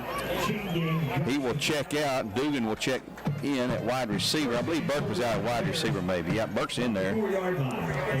At the 4-yard line now. 1st and goal for the Bears at the 4-yard line of Cherokee territory. 11:41 to go. Clock is stopped to set the change for some reason. Here's a handoff in the middle. Nothing. He lost. Yep. That's Burke. He'll lose a yard or so. About the 5. Yep. 2nd and goal now from the 5-yard line for the Bears. They've got to score a touchdown here to have a shot at getting back in this game. Yep, lost a yard. Bearden upset Science Hill tonight, which means Science Hill is the champion. What? Or Dobbins Bend is the champion. Farragut is 2nd, and Science Hill drops to 3rd when they had a chance to win the district outright tonight. They did not do that. Bearden ends up 4th. McCleary back to pass, looking, going to roll out. He's going to be hit, dragged down. A big loss. Boy, he's got to get rid of that ball. Back to the 10-yard line. 3rd and goal now, outside the 10. You cannot take the loss in that territory. You have to get rid of the ball somehow. But the receivers were covered, so he was Not going to take any chances, though, for an interception. Clock's at 10:43 to go for the Bears. 3rd and 11 to go. 2 straight plays now have gone backwards for the Bears. We were at the 4, now we're at the 11. Trips to the right side. Single man left. That's Cannon Hall on this side. Burke will now move to a wingback position. Empty backfield for the Bears. McCleary back looking in there, and he's going to go in the corner. It's going to be overthrown. No, he catch it, but he's out of bounds. Out of bounds. Cannon Hall called it. He's out, wasn't he, Gwen? Yeah. He was out. Yeah. He was out. And you can tell that from here it looked like. 4th down to go for the Bears. They're going to kick a field goal? Or what are they going to do here? No. Putting in several different. Yeah, they're going to kick another field goal. I tell you what, guys, we need big points. Well, they put them within 2 scores, though. So I think it's probably the right move here. You're down 17. This gets you within 2 touchdowns. You got to get 2 of them anyway. Grant Haney's already kicked a 37-yarder. This is dead straight again right in the front, and this one is going to be no good. Didn't get a good lick on her, so that didn't go, and the Cherokees will take over with a 17-point lead. The last time they took the ball, first play was a touchdown from Mr. Hunt. He has 288 yards rushing already. And we've got almost an entire 4th quarter to go, 10-18 to go. The Cherokees up by 17 at 34-17. Looking more and more like the Bears may be going up the road as the 3rd place team. To Knoxville, though. To Farragut. Not all the way to Upper East. Oh, that's true. You're right there. And I hear a Cracker Barrel calling me there at that exit, too. If we don't rally here in the 4th quarter, we're headed to Farragut, folks. And the Cherokees will take over. They're going to grind it out here with Hunt running the ball probably most of the time. He'll hit the middle. He's going to have some yardage, but not a lot. Out across the 20 to the 24. Give him 4 yards, 2nd down and 6 to go for the Cherokees. And the clock, they will let that clock run all they can. Now, they're not going to be throwing the ball. They've not thrown it much tonight anyway. But it's 2nd down and 6 as we roll under 10 minutes to go here in the 4th period of this game on the final regular season home game for the Bears. The snap to Miller, well, it's not going to come. They're going to look to the sideline, change the plays. Hunt in the backfield with him. He's a single man out wide left. Hunt just left. Oh, did he? Yep. That's not Hunt there? No. Here's a handoff in the middle of snow. No, Miller keeps it. He's going to have the 1st down and another yard or 2. Out across. It looks like he stepped just beyond the sticks. He's going to have the 1st down for the Cherokees. As they'll move the sticks one more time for a Cherokee 1st and 10. The ball out to the 31. So he's picked up 7, looks like, on that one. Cherokees are very content to just let her rip like that. Clock did stop the out-of-bounds play that time. Again, they'll check off to the sidelines. Is Hunt back in there yet? No. That's not Hunt then. He's done his night's work already, I'd say they're thinking.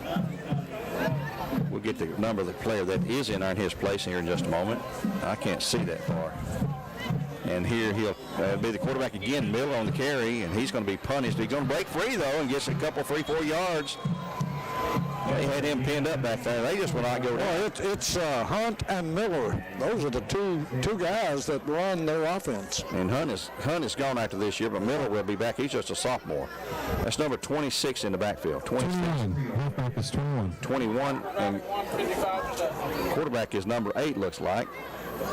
9's the quarterback, 21 the back, the running back. So they'll stay with Miller there. And 21 will be Cody Thompson. He is a senior. Nope, he's a sophomore. Cherokees playing that play clock all the way down. He'll hand off to Thompson into the middle.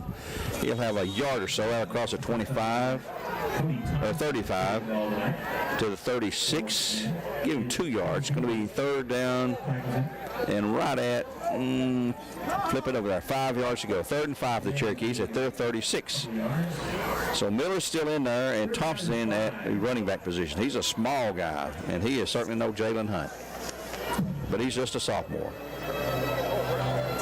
128-pounder, Gary. Wow. Yeah. I had to look twice at that. You're right, 128 pounds. He's no Jalen Hunt. A lot easier to bring down than Hunt. Here is a jet sweep handoff. He's going to the 35, the 40, the 45, and brought down at the 48 in Cherokee. That's Jalen James. He caught a couple of passes. 12-yard gain. was out there on a nice block. Yeah, good observation, Glenn. Yeah. All 128 of them. Sacrifice the body. Clock down at 7:47 on the snap of the ball here coming up. They again look to the sides. This kills some time too. They're doing everything they can just to eat up time and keep the ball, maintain possession. They've got a 17-point lead. We're rolling down to, it's going to be about 7.5 minutes to go now when this ball is snapped. Play clock's at 7. Miller set to go now. He'll take the snap. And there's the handoff to Thompson. He's going to have 3 or 4 yards across midfield down to the Bear 47. So that's about a 5-yard pickup for Thompson. Be second down. Well, let's give him 4. Second and 6 to go. Down to the Bear 47.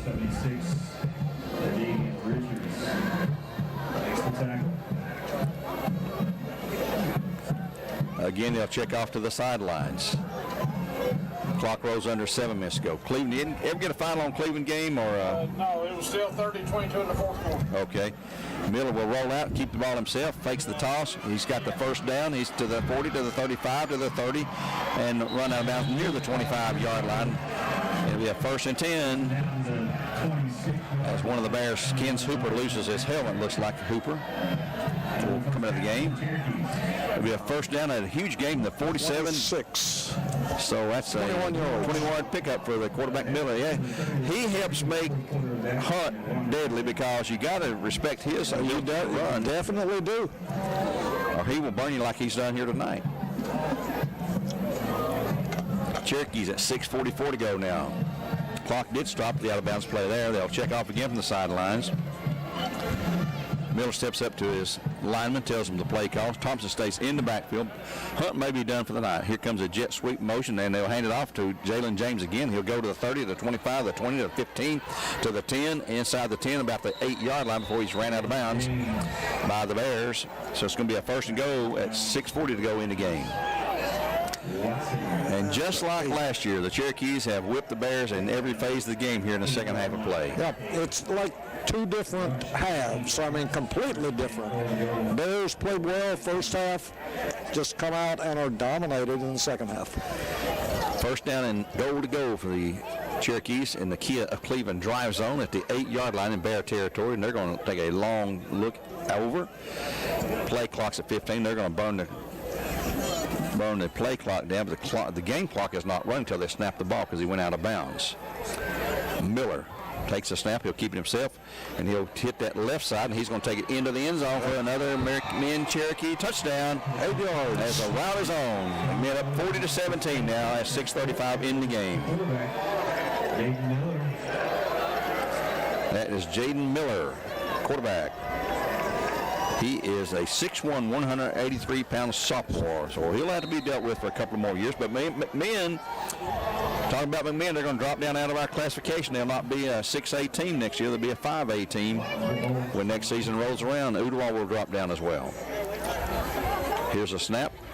Placed down. That kick is up, and once again, it's good. Flag roughing the kicker on the Bears. That'll be a 15-yard mark off on the kick when the kickoff comes in. We'll take a timeout here on the field, a 1-minute timeout. It's just another TV timeout. It'll be at least 1 minute. We'll take one with them here on behalf of the Zekies. The score, McMinn County 41, Bradley Central 17. Back in 1 minute. CatnapperDirect.com is the locals only division of Jackson Furniture, based in Cleveland, Tennessee, and selling exclusively to the citizens of Bradley County. For 87 years, we have crafted comfort for the home. We are proud to offer factory direct furniture that is designed, engineered, and crafted by our team of over 1,000 hardworking employees. You may shop your style from collections of farmhouse, contemporary, traditional, and modern all in one place. Catnapper is crafted in Cleveland and available online at catnapperdirect.com.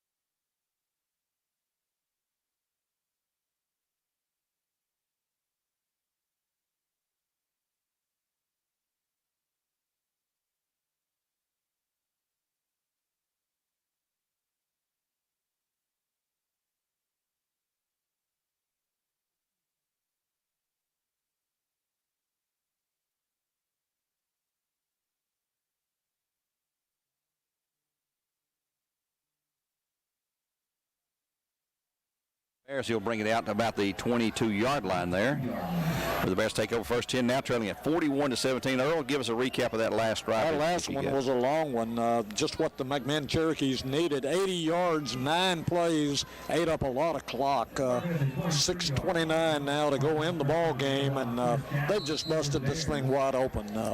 Just like last year. Yeah. I mean, since halftime, the Bears had a lead, and it's been 28-3 in the second half. Wow, boy. So let's see what we got set up here. It'll be a handoff to Burke, trying to break through there on the left side. He's going to have good, strong running and out across the 25 to the 30 to the 31 or so, where he'll pick up a good 8 yards, looks like. And it will be, let's see, maybe 9, nope, 8-yard pickup. Second down and 2 to go at the Bears' 31-yard line here in the fourth period with 6:08, and the clock is running. Bears trailing at 41-17, a 24-point deficit for the Bears. So they're going to be on the road to Farragut next week, looks like, for sure. That's pretty much a given there.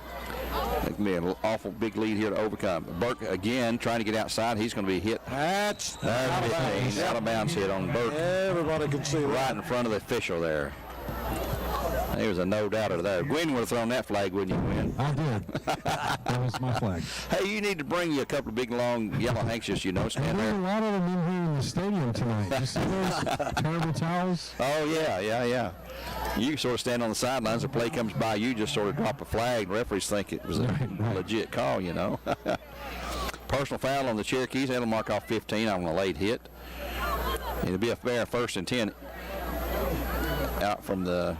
He didn't have a first when he went out of bounds. No, he does now, though. Yep. He'd be marking, move it down to the Bear, well, to midfield, right at the midfield stripe. No, 45, yeah, 5 yards up, 45-yard line. So the Bears will have it right to the penalty, gives them a first down there at 5:52 to go in the game now, 41-17 Cherokees over the Bears. The snap to McCleary. That's going to be complete to Cannon Hall for a gain down inside McMinn territory of the 49. Pick up of right at 7 yards, looks like. Going to be 2nd and 3 or second and let's call it 2nd down and 6 to go. And Cannon's 2nd and 4, gain of 6. Cannon's had all of our receptions second half. Well, that's pretty much typical of the year for the Bears. 2nd down and 4. Handoff to Burke in the middle. He'll hit that in for nothing. They've got his number here the second half. He's got a yard maybe to the 48. Give him a 1-yard gain. It's going to be 3rd down and right at a short 3 to go for the Bears. Clock continues run at 5:10 to go in the game. Bears will drop with this loss to 7 and 3, 4-2 in the region play. Cherokees will be 9-1 with a win, 5-1 in region play. They're on loss to Maryville, just like last season. Here's another completed pass to Cannon Hall for a first down, and he stays in bounds at the Cherokee 42. They'll stop the clock just to move the change, but it is another Bear. First down.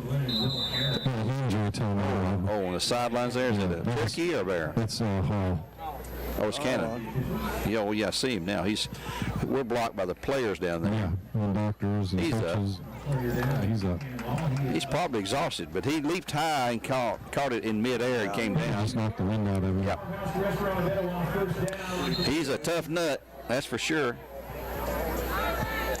Not hardly as tough as his mother, who's a professional fighter. And she'll be in action November the 7th at Camp Jordan Arena in Chattanooga if you want to go down and watch her fight. I've seen some pictures of her on the posters advertising that, and I tell you what, I wouldn't want to mess with her. You give immediately. I'll be your agent if you want to fight her, Earl. Yeah. I'd cry uncle, aunt, cousin, whatever. Here's a handoff now to Burke. Or a little swing pass. He's down to about right at the 40-yard line. A gain on the play of about close to 3. 2nd down and 7 to go.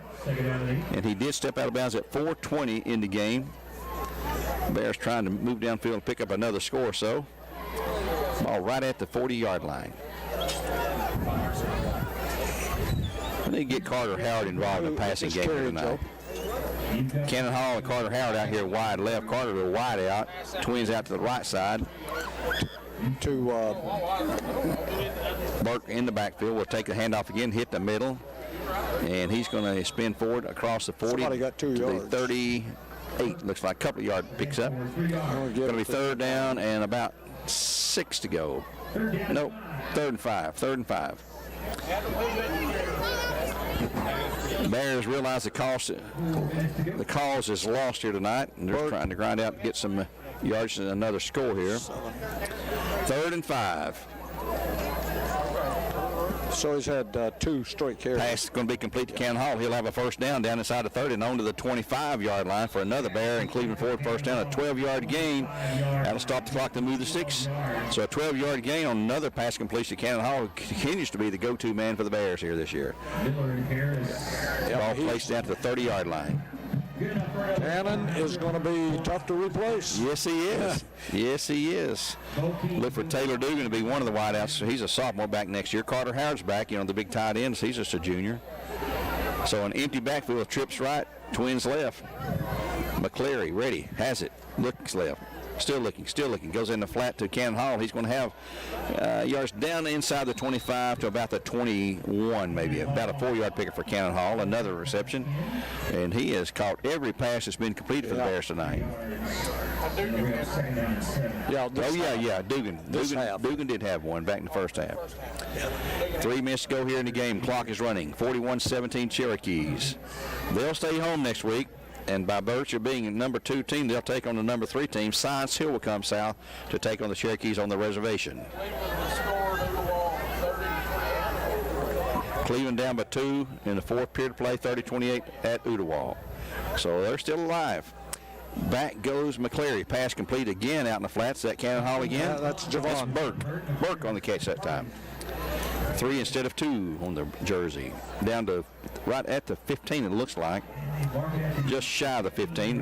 About a 6-yard pickup. Second down and 4 to go. 16 mark him. 6 yards. Yep.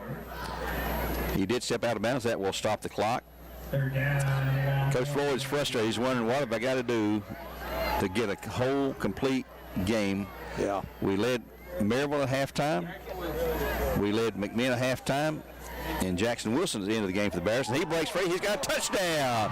He is hit and fought through that, and he'll score. The freshman gets another touchdown, his 9th of the season for the Bears. That'll make it a little more. And that Jackson did that, Gary, on his own. Yeah. He should have been stopped. He was stopped. He just kept fighting, kept his legs churning, and didn't have any blocking. He just did the work himself. Our future running game rides on his shoulders right now. He was injured, missed several games. He had 8 touchdowns in 2+ games starting out as a freshman this year. And the Bears are going to go for 2 here? Looks like it. I believe they are. 41-23, the score is an 18-point deficit for the Bears. They're going to get within 2 scores if they can get 2 points here. Go for the onside kick. 2:25 to go. And now the Bears will, they're going to take a timeout. And we'll take one on behalf of Tzatziki's, and this will be a TV timeout as well, it looks like. Timeout on the field. Back in 1 minute on Talk 101.3, where games are supplied to you by Wholesale Supply Group.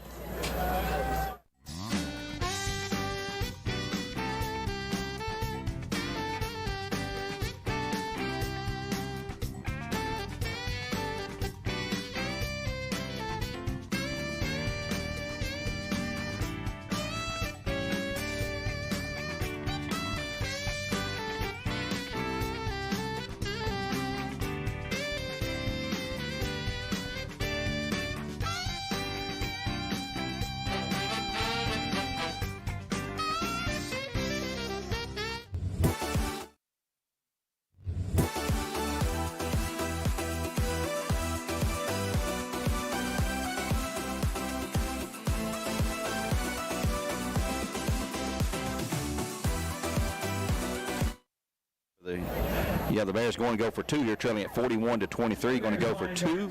Try to pull within 16, which is 2 touchdowns. So you never know, folks. You just never know. McCleary ready, has the ball, looking back, stepping up to throw, and he'll throw into the end zone, and it is good. That's Cannon Hall. Who else? 2-point reception, making it 41-25, 16-point deficit for the Bears. And you know what's coming next, and this will be a 1-minute timeout coming up here on Talk 101.3 The Buzz. We'll be back in 60 seconds. My thoughts are with you, holding hands with your heart. See you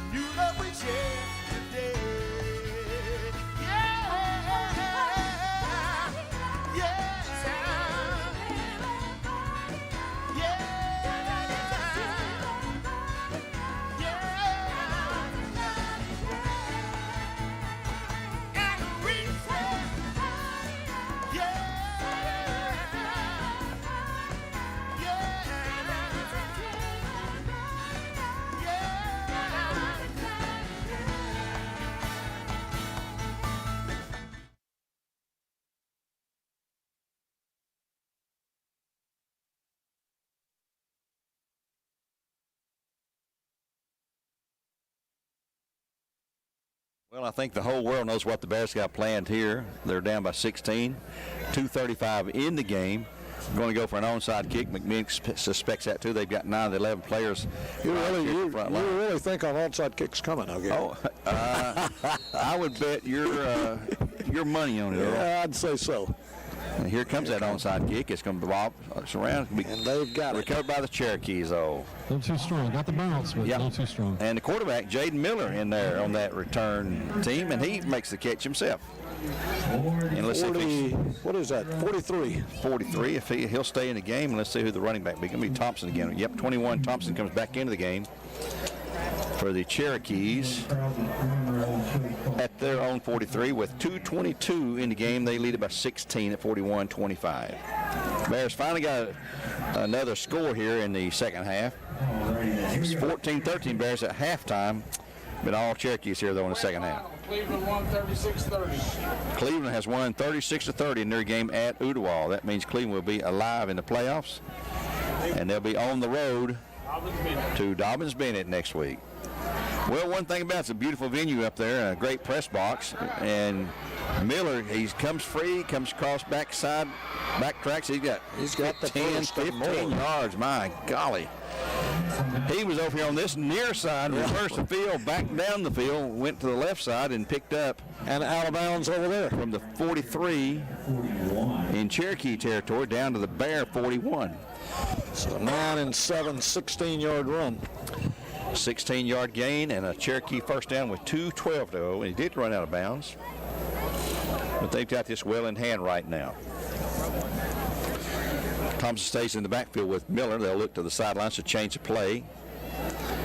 Play clock's at 10. The game clock, though, is stuck at 2:12 until they snap the ball. Bears will be going to Farragut next week, looks like, barring some kind of tremendous miracle here. Hand off to Thompson, who hit the middle of the little guy, down to the 40-yard line. So give him right at a yard or so. Got a yard and a half. We'll call it a yard gain. Second down and 9 to go for the Cherokees at the Bear 40-yard line.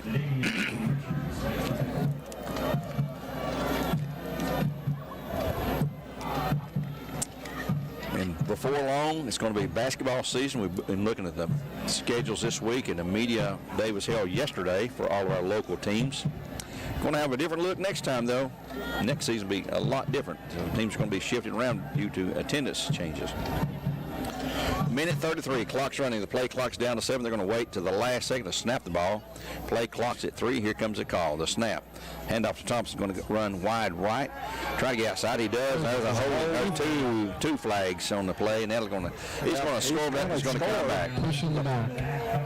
And you know it's got to be disappointing if you're the running back, and you're down there and you hadn't seen these flags. Yeah, that's right. I got a touchdown. My best run of the year. Look back upfield and your fans are not cheering. They've seen the flags, but you've not seen them yet. But somehow there's a video highlight that he can keep. Yeah, that's right. You're right, Gwen. And Mama Thompson, too. She's all excited. And oh, you mean that's not going to count? Sort of like last week with Cannon Holly, the 95-yarder wiped out, you know. Yes. We'll smudge off the flags flying together. Yeah, edit that film there. There's no flags. It's a touchdown. 20 years from now, who'd know? Clock's at 1:16 to go, 41-25. The last home game of the season for the Bears. Unless they can somehow bring the playoffs back here, they've got to win some games to do that, though. They're going to go in as a third seed out of Region 2 6A against the Region 1 6A number 2 team. That will be at Farragut, and I hate to even bring this up. But I know what you're thinking. Oh, man. Yeah. Where were we last year in the playoffs? I know what you're thinking. Well, deja vu. Here's what's crazy. Last season, we started the season with Farragut. We ended the season in the playoff loss at Farragut. This year, we started the season at Farragut. And we're going to go down Friday night, but maybe we won't enter season. Yeah, maybe we'll keep it going. Yeah. But it's just unreal. Yeah, in their season. It would be the same. Start the season. They would start with us and end then with start the playoffs with the exact same team in the exact same location. Yeah. Boy. My goodness. What's the odds of that? Meantime, the running play gained a few yards to the Bear 47-yard line. This Thompson again on the carry, 3-yard pickup. And with only 30 seconds to go, this is probably the last play of the game. Handoff to Thompson again. He'll hit the middle, and he'll be dragged down for a loss of about 3 yards back to midfield. 3-yard loss on the final play of the football game, looks like. as the players are going to assemble. The Cherokees are going to celebrate, and the coaches will go shake hands, and the players will not. The players don't shake hands anymore for the most part. Well, McMinn does. McMinn does. They did with Maryville last week. I watched Oh, them. did they? Yeah, Okay. So, yeah, the Bears, And there they go. they're all going to go out and shake hands. So, the final score, McMinn County wins it again, 41-25. The Bears pick up their third loss of the year. Final 41-25 here. Let's take a 2-minute timeout here and come back for our Jenkins Deli postgame show when we return here on Talk 101.3 The Buzz for Game Supply to you all year long by Wholesale Supply Group. You need credit up to $4,000? With a check into cash flex loan secured by your car title, that's exactly what you could get. Apply for the cash you need today and keep your car. At Check into Cash, a flex loan offers you the funds you need to handle some of life's bigger emergencies. Get started on your flex loan by visiting checkintocash.com/TN. Apply in-store with your car title, receive quick approval, and borrow the funds you need. Your one-stop money shop. Check into cash.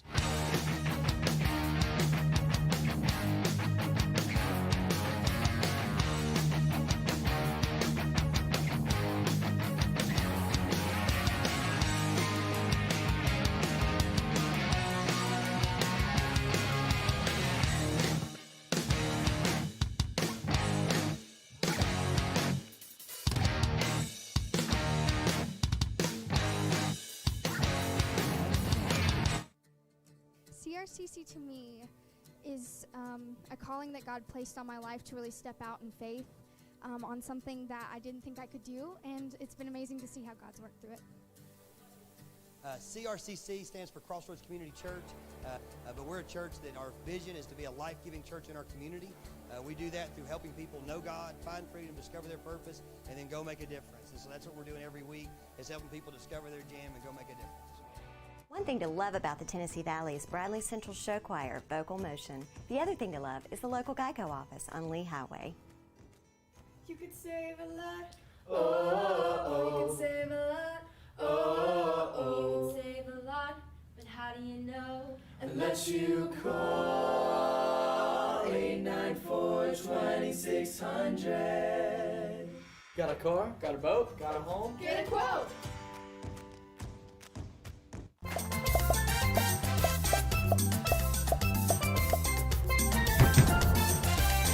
Jenkins Deli postgame show here at Bear Stadium, where the Bears have dropped a 41-25 encounter with the McMinn County Cherokees. Therefore, the Bears will be on the road to Farragut again next week, opening around the playoffs. That'll be a 7 o'clock kickoff. All games are 7 o'clock local time when the playoffs begin. McMinn County will be home hosting Science Hill, so they'll have their hands full as well there in their game at the Cherokee Stadium there.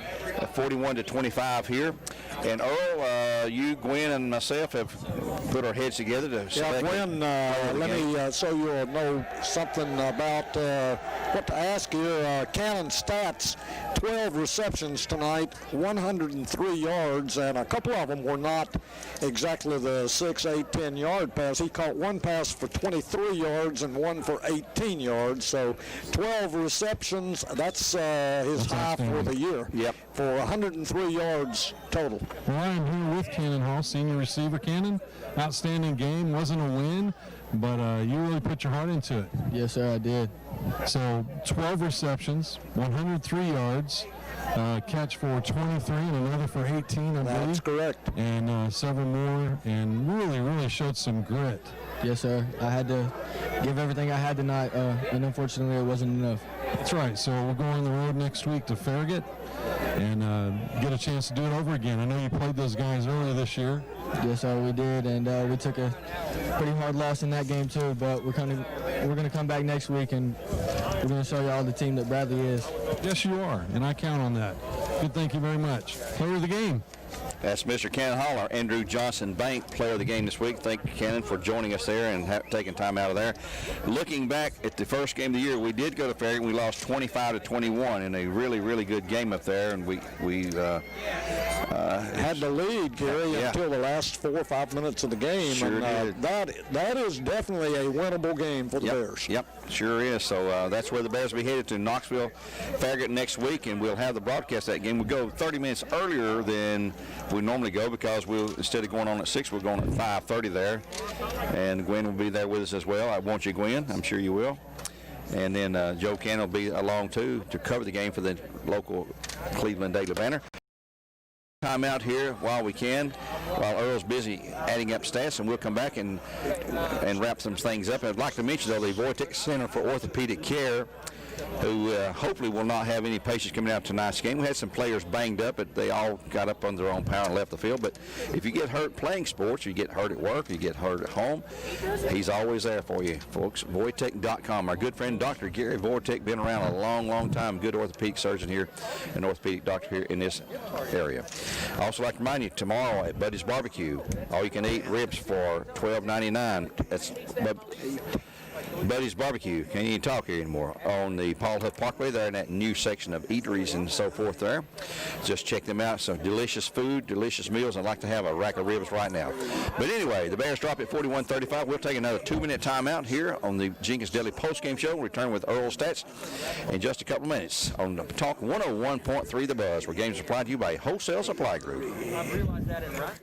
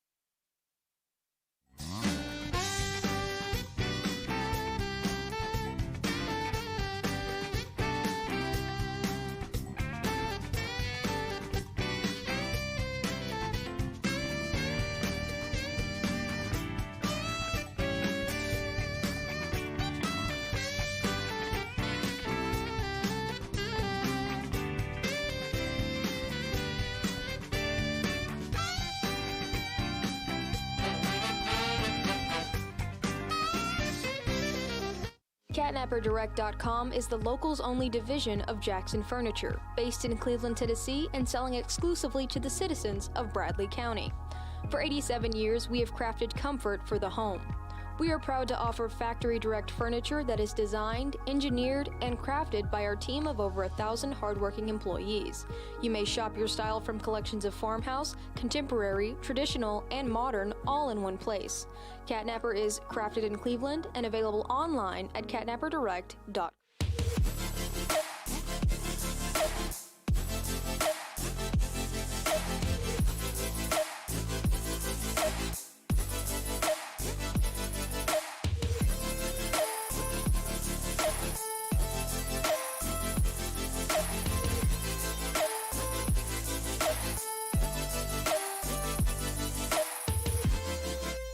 Do you need credit up to $4,000? With a check and a cash flex loan secured by your car title, that's exactly what you could get. Apply for the cash. Game show, the Bears drop at 41-25 game, and let's go one more time to Joe Cann for Elders Ace Hardware Scoreboard. Just talk about some of the local teams and what they did tonight.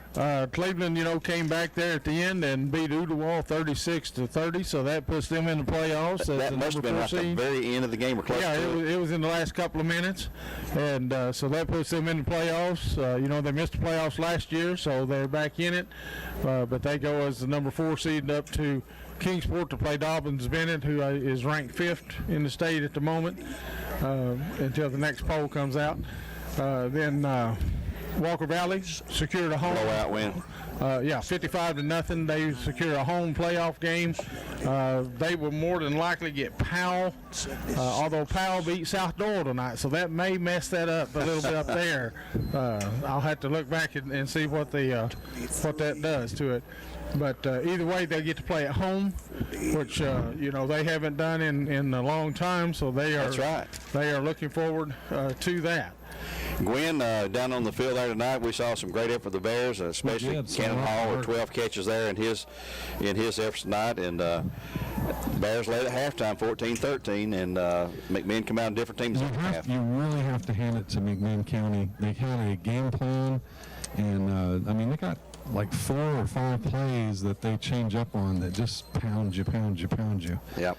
And they looked really good to me. I don't like McMinn County coming in here and beating us, but if they're going to beat us, they're going to have to beat us really hard, and they played really well tonight. You got to tip your cap to them. They were well prepared, and obviously they made some adjustments at halftime and just kept pounding the ball. And you got somebody like Bryce Goodner and can block like that and open that hole up in the line, and he opens the hole for Hunt. And Miller, the quarterback, just kills you when you at least expect it to. Joe, you had something else to say there? Yeah, I looked here. That Powell-South Doyle game was not a region game, so Powell is still the number 3 seed out of their region, so they will be the ones coming down to Walker Valley. They're ranked 6th in the state. They're 8-2 on the season, and like I said, just beat South Doyle, who is number 8 in the state tonight. Okay. Earl, you ready to go with your stats? We're ready to roll here. We'll let you go. We'll wrap it up then. All right, in first downs, Gary, it was the Bears actually running up more first downs than the Cherokees. The Cherokees just scored on long runs so many times. 20 first downs for the Bears, so offensively they moved the sticks. McMinn had 18 right on their heels first downs. In the rushing department, the Bears had 244 yards on the ground, and McMinn County came up with 298 yards rushing. Passing, Aiden McClary had a good night tonight, 16 out of 19 for 167 yards. 12 of those 16 completions, of course, as we noted, went to Cannon Hall. He has a good night every game. Yes, he does. Very 12 consistent. receptions. 16 out of 19 for Aiden. Had 1 interception. That takes his interceptions to 3 for the year after going the first 7 games without a single interception. 5 attempts passing-wise for Jaden Miller for the Cherokees. He completed 2. They are strictly a running ball club. Right, they sure are. 2 out of 5 for 35 yards, no interceptions. So, in the fumbles department, both teams fumbled once and lost that fumble. 2 punts for the Bears, averaged 24 yards on their kicking game, and I just noticed McMinn didn't get off a single punt. They tried one. That's right. And they had to run for it and lost 3 yards on the play, but no kicking punts tonight. And McMinn had more penalty yardage than the Bears. That's a good sign. 6 penalties against the Cherokees, 70 yards. 5 penalties marked off against the Bears, 45 yards. And the big 3 guys individually, Javon Burke tonight carried 35 times. I mean, you talk about a workhorse. Yeah. 186 yards, and he also in the first half he had 49 yards through the air on 2 receptions, so he had all-purpose yards tonight, 235 yards for Javon. Another great night for Javon Burke. 35 rush attempts, 186 yards. Jalen Hunt, oh man, what can you say? 24 rushing attempts, 288 yards. And they took him out there halfway through the 4th, I guess. Yeah, he only ran 1 play. 1 play in the opening of the 4th quarter and sat out the last 10, 11 minutes. Wow. So, and then Cannon Hall, our player of the game, had a great night. Cannon's had several great nights, but tonight he had 12 receptions for 103 yards. He sure did his fair share. Again, congratulations to Cannon Hall for our Andrew Johnson Bank player of the game. Also for Gene Heisinger, our trivia winner for the Pizza Hut Pizza tonight in their game. We talked about the 97 times. This was the 98th time tonight. Also, finally, another salute to our good friend John Cobbin, who finishes this regular season in his final and 48th year in his 50th game to broadcast Bradley and McMinn County football games. We're going to really miss John. He's one of the good guys in broadcasting around the area, and people love him who know him. We wish them the best of luck, represent our region well next week when they battle. We hope the Bears do the same when we go to Farragut. The old nemesis Farragut, we owe them. They beat us 8 or 9, 10 times in a row, seems like, and Seems like we come close every time up there, but it just... Yeah, it's always, we're in the ball game, yep. here or there. Yep. And just simply can't get over that hill. But boy, if there's any team we owe a beating, it's the Farragut Admirals. You got that right. I mean, it's long overdue. And congratulations to the Cleveland Raiders to come back win tonight, so they're alive in the playoffs. They're going to go on the road to Dobbins-Bennett next week in their first-round playoff game. And that's going to be a strong test there. But like you mentioned, hey, Terry Evans and Scott Carroll and that crew, broadcasting-wise, hey, they're going to be in facilities that almost like UT, not quite, but for the high school, close. Yeah, for the high school level, boy, you cannot draw up anything better than Dobbins-Bennett at Kingsport, Tennessee. Their facilities are just tops in the state. Yes, they sure are. And also Walker Valley, now they won their game tonight in a big way, a mercy rule game over Saudi Day, so they'll be home first time in a long time. It may be the first ever home playoff game for them in the larger classes. They started out in AA and they moved up, of course, into 5A. I think you're right. Years, I think this is their first home game. Host, the opportunity to host a region game, or playoff game rather, by finishing runner-up in the region since they joined 5A football. And having said all that, for Mr. Gwen Schroyer, for Joe Kennan, for Earl Rowan, and for Morgan Denny back to the studio, this is Gary Omas saying until next Friday. Now, we'll go earlier next week. We'll go early. We'll start at 5:30 rather than 6 o'clock next week, live on the Buzz 101.3, and that will be from Farragut High School next Friday evening, 7 o'clock kickoff next Friday evening from Farragut High School as we open the first round of playoffs in TSSAA football championship battle. Until next time, God bless.